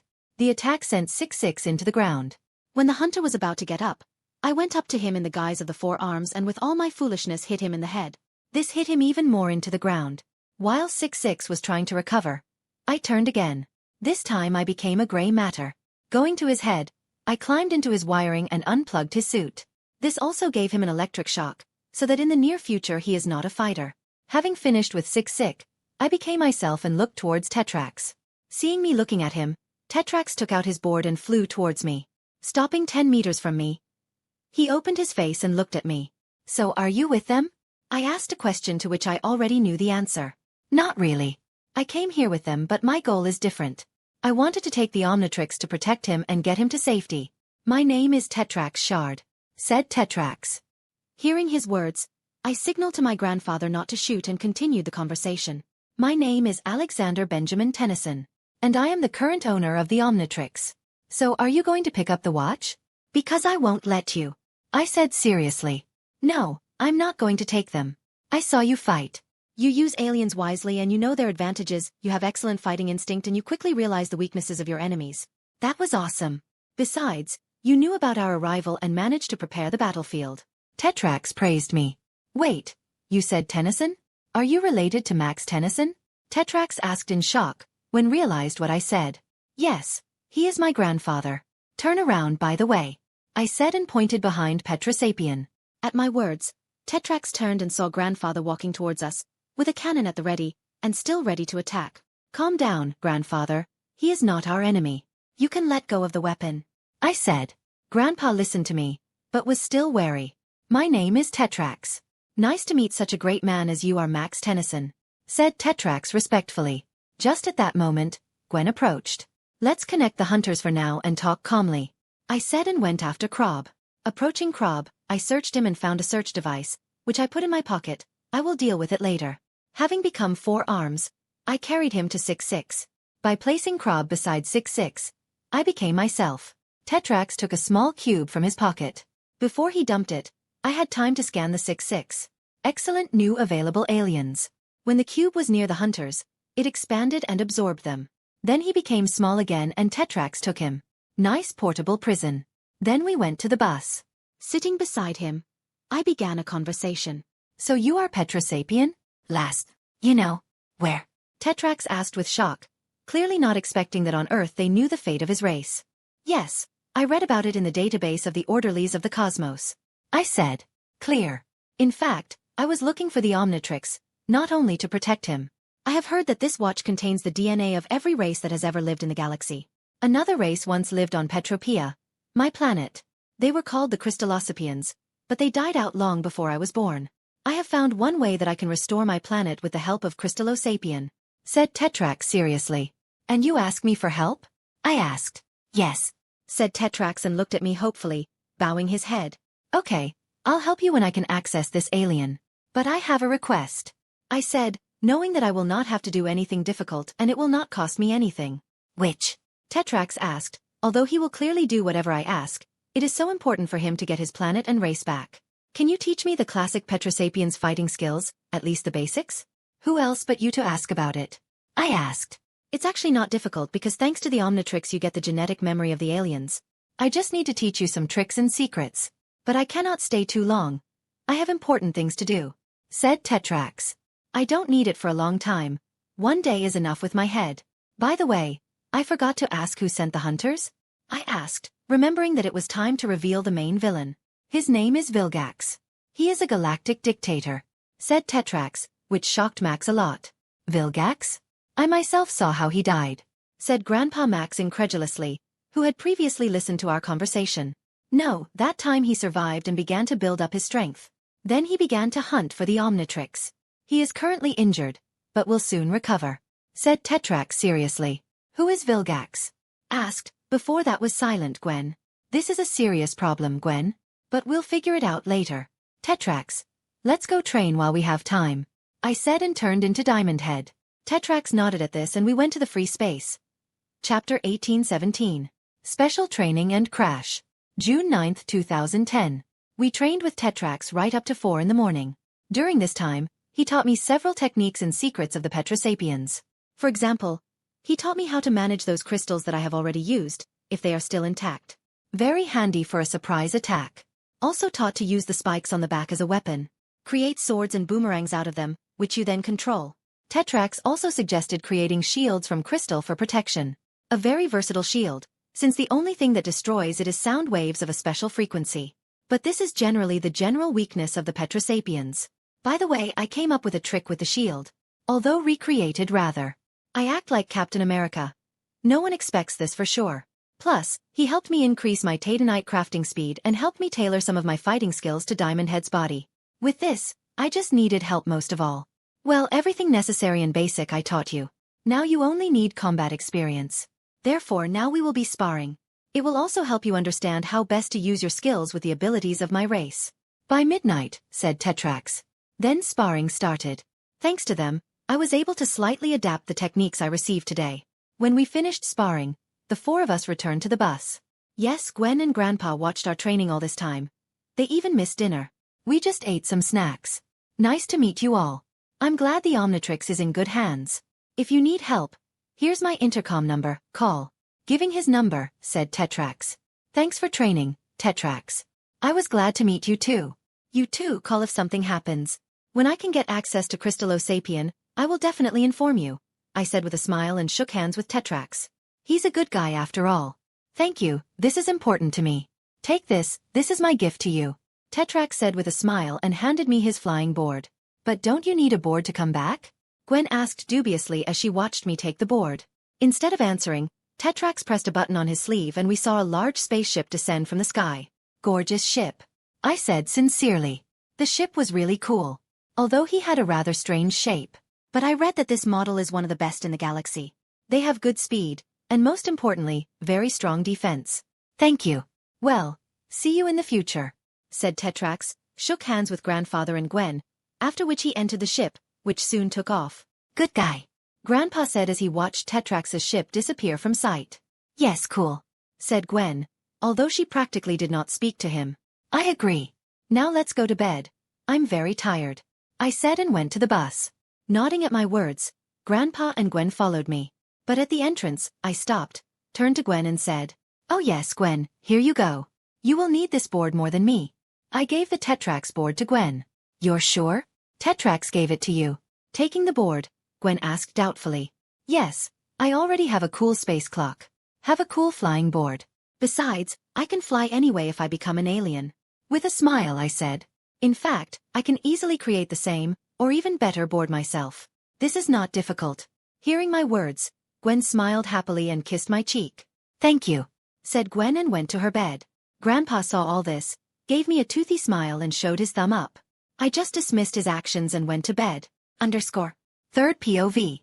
In space, Vilgax in a healing capsule, watched as Tetrax's ship left Earth and went into hyperspace. I was betrayed. And Vilgax said angrily.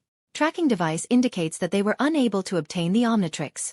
One of his soldiers reported to Vilgax. It looks like a creature in the hands of which the Omnitrix is not only fierce, but also intelligent. But I must be reckoned with, Vilgax said fiercely and continued to swim in his capsule, continuing to heal. Lex POV. The next day we woke up only for lunch. Therefore, after eating another masterpiece of my grandfather, we immediately hit the road.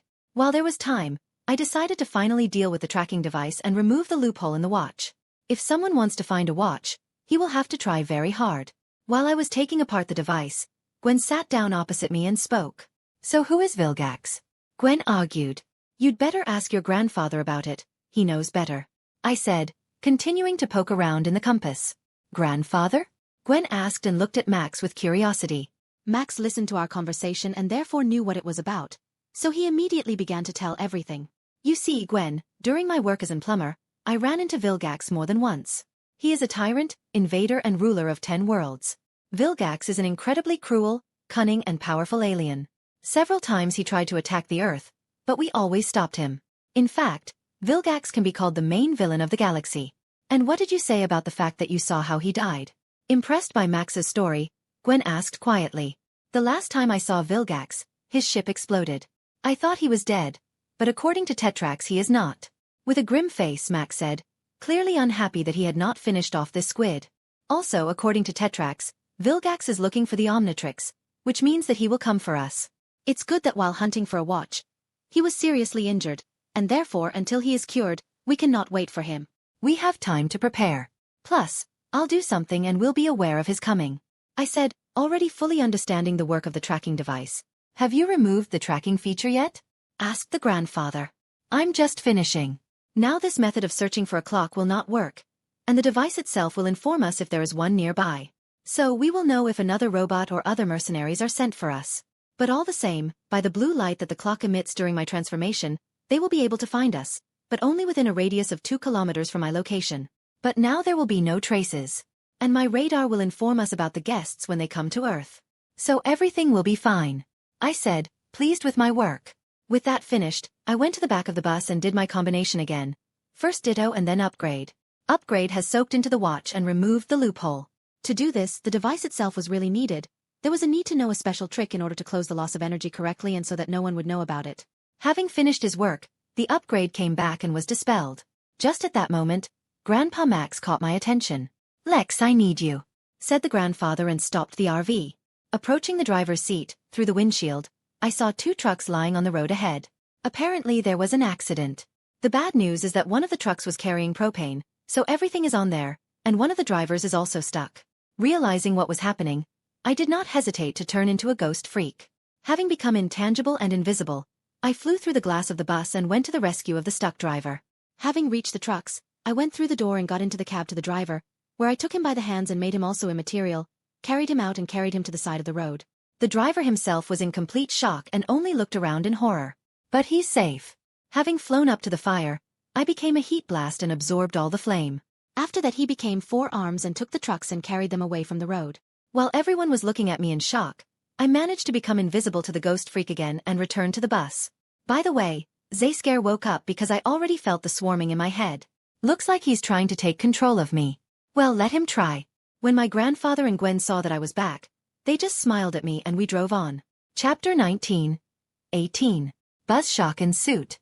While we were driving, I decided to spend a little time on Gwen, so taking my laptop, I turned on some random movie and went to bed with the girl. We lay there for several hours until we arrived at our next destination. It was Sparksville. Grandpa said that he wanted to come here all summer. In fact, there is nothing that great here, it is just a tourist exhibit, the size of a city. It's just a city full of all sorts of stupid records. For example, the world's largest aquarium or the largest hot dog. I think it's just stupidity, but grandfather wanted it, so Gwen and I decided not to upset the old man. Plus it was a chance to spend some time alone with Gwen. This is, one might even say, our first date. The place is certainly not very good, but there's nothing you can do about it. Grandpa left us alone and went to book a motel room. When he was far enough away, I asked, while playing with my eyebrows, "Well, Gwen, do you want to go on a date?" Gwen blushed and nodded with a smile. "It's good. It's a pity of course the place is not very good, but I think there is at least something interesting here too. Plus, I think we can arrange our perfect date in New York City," I said and took Gwen's hand. And we went to the first exhibit. It was a jackalope exhibit. Jackalope is such a mythical horned hare. It is unclear whether it exists or not. If this was my first world, I would confidently say no. But in this world it is incomprehensible. Maybe this is an alien, but who knows? Having handed the tickets to the controller, who was also the mayor of the city, we went inside. The exhibition was clearly fake, as there were only stuffed hares, with badly attached deer antlers. In general, nothing interesting. Then we went to the following exhibits. After a couple of hours, we almost finished our tour of the city. Despite my some doubts, Gwen and I were able to have a good time. We took quite a few photos and had a lot of fun. We were now entering the last remaining attraction. It looked like an ordinary barn. Inside there was just a huge heap of all sorts of signs forbidding you to touch or photograph the exhibit. When we got to the end of the barn, there was a huge banner saying, "This is." Then the banner was raised and the exhibit itself appeared behind it. It was a giant ball of rubber strips. Gwen was clearly disappointed, and I knew what his secret was. The alien of the Nosodinians race was locked inside. A very nasty aliens. They always love to riot and joke, but the jokes themselves often end in serious injuries. When the mayor left us alone with the rubber ball, Gwen asked, "What is this joke? Were you and me played?" "No, something is wrong here. Wait a second, I want to check something," I said and went to the ball. Coming close to him, I put my hand on the ball. When I touched it, the Omnitrix flashed yellow. The yellow light swept across the globe and then disappeared. This means that the analysis has been completed successfully. "Did you find something?" Gwen asked curiously. "Yes. It looks like some alien is trapped inside the ball. Now we need to wait for the Omnitrix to finish processing, and we will find out everything," I said, pointing to the clock, which was still yellow. 5 minutes later, the Omnitrix glowed blue again. Pressing the button, I turned on the Omnitrix, after which I began to turn the dial. When I reached the new alien, I saw a silhouette like a battery with arms and legs. It was Buzzshock. "I thought so," I said when I noticed that Gwen was already losing her patience. "Well, what did you find out?" Gwen asked, looking at the Omnitrix. "The Nosodinian is locked inside. I read about them in the plumber's database. A very common race. They know how to control, absorb and become electricity. Very unpleasant types," I said, wincing. "Maybe we will release him then?" Gwen asked with a little pity. "No, not worth it. If he escapes, he will destroy the entire city. And we will be to blame. In addition, they do not have a very developed mind. In general, Everyone considers them to be pests. So in the ball it will be best for him. Neither he will harm anyone, nor will anyone do anything to him. We can't help you anyway. Let's go to the motel. Grandpa must have been waiting for us. I said and went to the exit. Gwen thought a little, looked at the ball again and followed me. When we found my grandfather, he was already in our room. The number, however, like the whole city, was strange. All the furniture was bolted to the wall. Even the bed. How do we sleep? Okay, does not matter, since there is no other number, you have to sleep like that. After that we had dinner at a cafe and went to the side. June 10, 2010. Tetrax gave me an idea. Namely, make a suit. I don't want everyone to know me by sight. What I don't want to do is become a public hero. If there is a suit with a mask, then I can protect my secret. Plus, if you make a durable suit, it will also be good protection. And of course, most importantly, I will look cool in a suit. Deciding to make my idea a reality, after breakfast, I said, Grandpa, I have something to do. Can I leave for a couple of days? Something serious? Max asked anxiously. No, I just got an idea. I still can't get her out of my head. So I want to go to the lab for a couple of days. I honestly admitted. In general, you are as always, huh? Okay, you can go. But I only give you 2 days. Will you come back before we get to New York? I think yes. Just enough time. Gwen. Good luck. I said and went to Gwen. Be careful. Said the grandfather goodbye. When I found Gwen, I told her that I would be gone for 2 days. Of course she wanted with me, but I persuaded her to stay with my grandfather. Goodbye gave her a kiss. From this she melted and let me go on all 4 sides. Taking the remains of the Vilgax robot from the bus, I turned into an XLR-8 and rushed off to the laboratory. Arriving at my Lex cave, the first thing I did was turn on the computer and start designing the costume. Morgana helped me with this. My plan is for the suit to be made up of the strongest and lightest metals in the galaxy. The legs, arms, chest and back will have the strongest protection. I'll make the mask with a visor and of course access to Morgana. I took the visor from the robot Vilgax. It is very good and strong. It only needs to be slightly altered. Basically stuffing my glasses into my helmet. The helmet will be the lightest, but this does not detract from its protection. It will also fold like Iron Man helmet. I also added the ability to use energy shields like on spaceships. And not only to protect myself, but also for whoever I want to protect. Energy will come from Tatanite crystals, which will be crammed into the suit wherever possible. The design itself took me 5 hours. I have now checked all the materials available. I had everything except the special metal I needed to protect my joints and weak spots. This metal is very flexible and tough. But it is incredibly rare in solar system, fortunately. I know where to get it. Also, there were no special, small cables through which the energy would be redistributed throughout the suit. But they can be bought in the underground city. Before leaving, I launched a special apparatus that will create the details I need. It's kind of like a 3D printer, but much more powerful and advanced. I put it together and improved it myself. Also, I have not forgotten to stock up on Tatanite for trading. My first stop was in the Bellwoods underground city. As a result, I had to spend 4 hours to find these cables. Then he begged the seller to sell them for another hour. Everyone needs these cables. Although they are not very rare, there is an obvious shortage of them on Earth. I had to pay really big money, but I was still very lucky with Diamond Head, so it cost nothing to me. When I got back to base, I laid down the cables and started up the machine again for the next batch of parts. By this time, the day was already over. June 11th, 2010. My second stop was the Forever Knights warehouse. In fact, I have known for a long time all the hints and bases of this secret organization. Morgana found them. But I could not get to them before, without the Omnitrix. And after receiving the watch, there was simply not enough time. The trouble is that I did not know in which storage the metal I needed so much was. So I had to check everything. I did a simple combination, XLR-8 to arrive at base, Ghost Freak to check everything. I found what I needed, only on the 5th attempt. This storage facility was located in Alaska.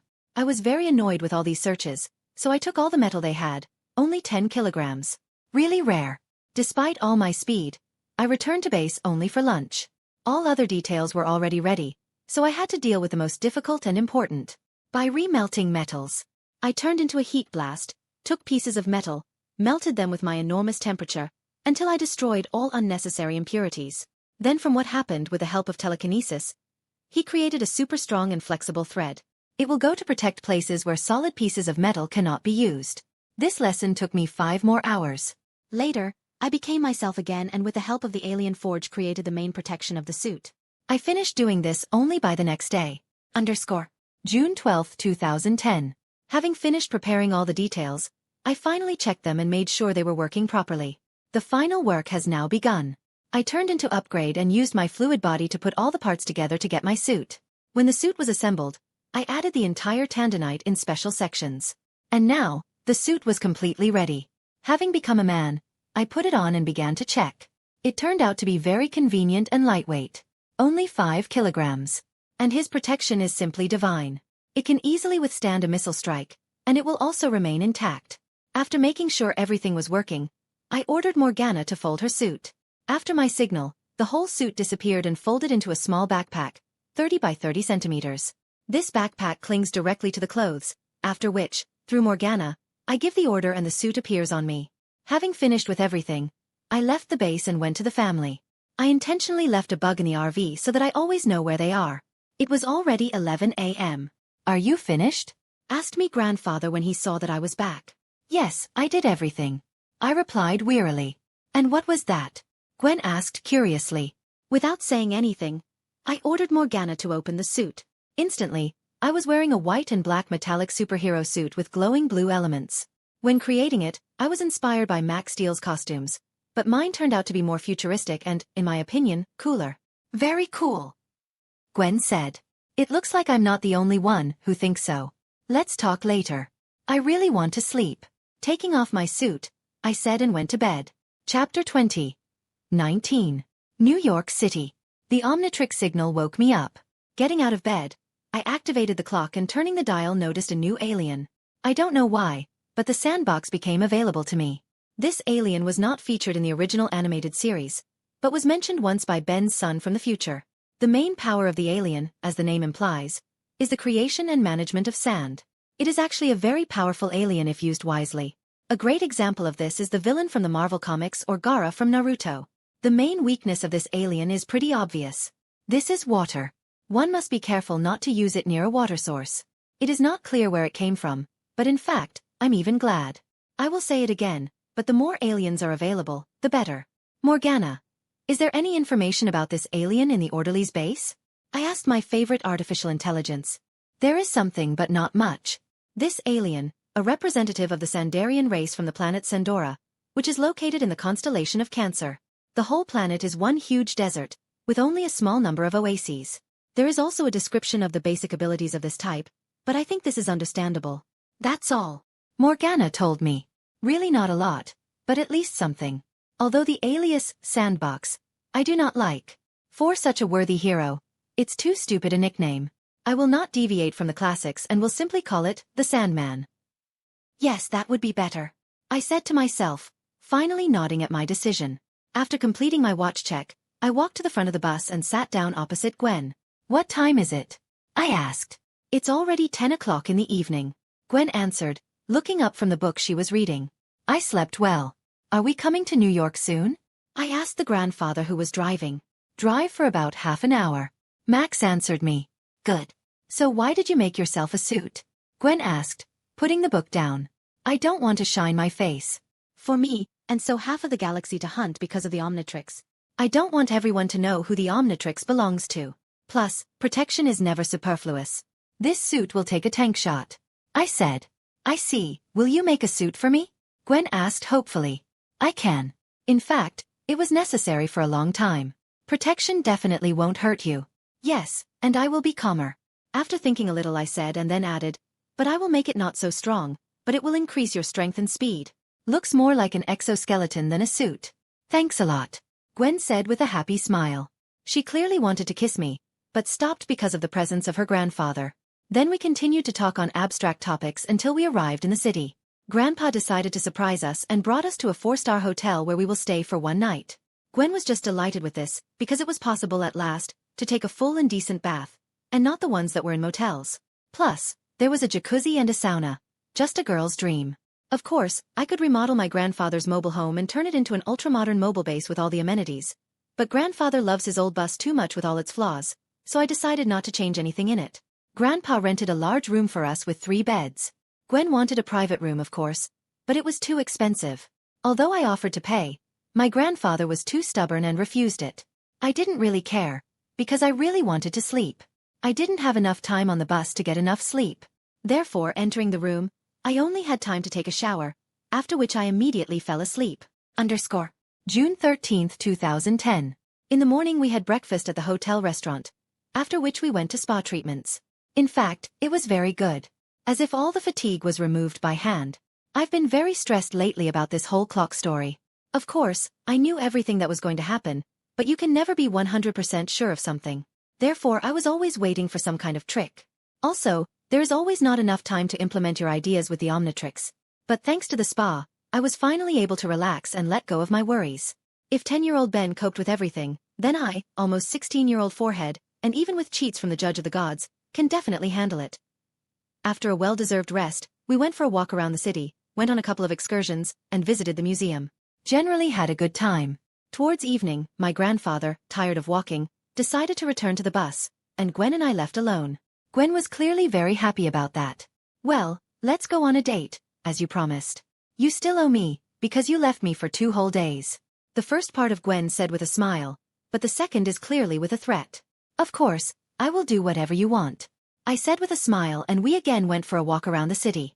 First we ate a couple of hot dogs. Then went to Central Park.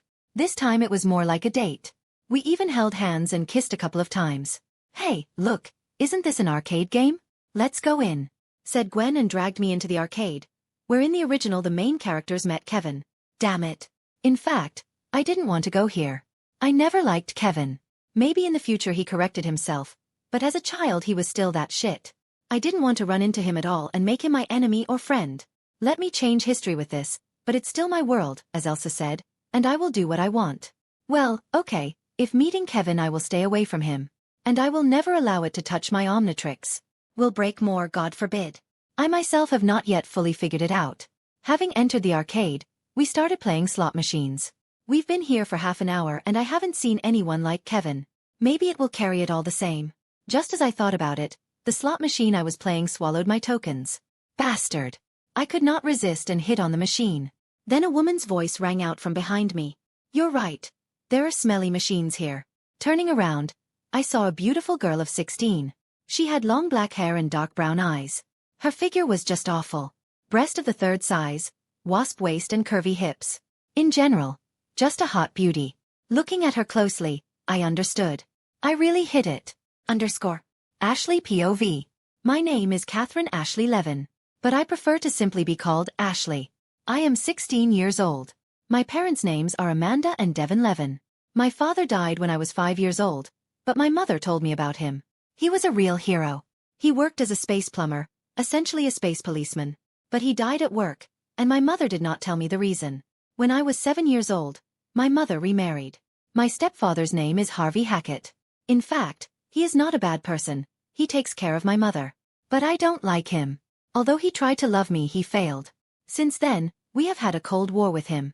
Despite this though, he still cared about me. But that was before I awakened my superpowers inherited from my father. I can absorb energy, mainly electricity, and use it. My mom and Harvey don't like the fact that I had superpowers. Because of this we constantly fought. They didn't want me to use my powers, and I loved that. I felt that it was just natural for me and I needed to use my powers more often. One day, the quarrel got out of control. Ashley, I order you, don't use your powers anymore. My mother shouted at me. But why? I love the feeling of power. Why are you forbidding me? A loud cry, I asked. It may be dangerous. She said reluctantly. What's so dangerous? It's natural for me. Or is it something to do with your father? I could not resist and asked. When I asked my mom, she slapped me in the face and said aggressively, never mention your father. You will never use your powers again. I forbid you to do this, like your mother. After the blow and her words, I could no longer tolerate it and ran away from home. It was a month and a half ago. Since then I have been living in an abandoned metro station, and I have settled well there. And all my free time, I spend in the local arcade. And so, I thought it would be another boring day in the arcade when I saw it. A guy about my age. He had black curly hair and incredibly beautiful dark blue eyes. He wore glasses and 2 strange bracelets on his arms. He was dressed in a blue shirt and black jeans. Despite the fact that he was very handsome, something else attracted me. Something drew me to him. It was as if something inside me longed for him. As soon as I saw him, I was struck directly by lightning. Maybe this is love at first sight? So, I stared at him for about 5 minutes, after which I decided to come up and get to know him. He just had problems with the arcade game, and I can help him, and at the same time I will show my best side.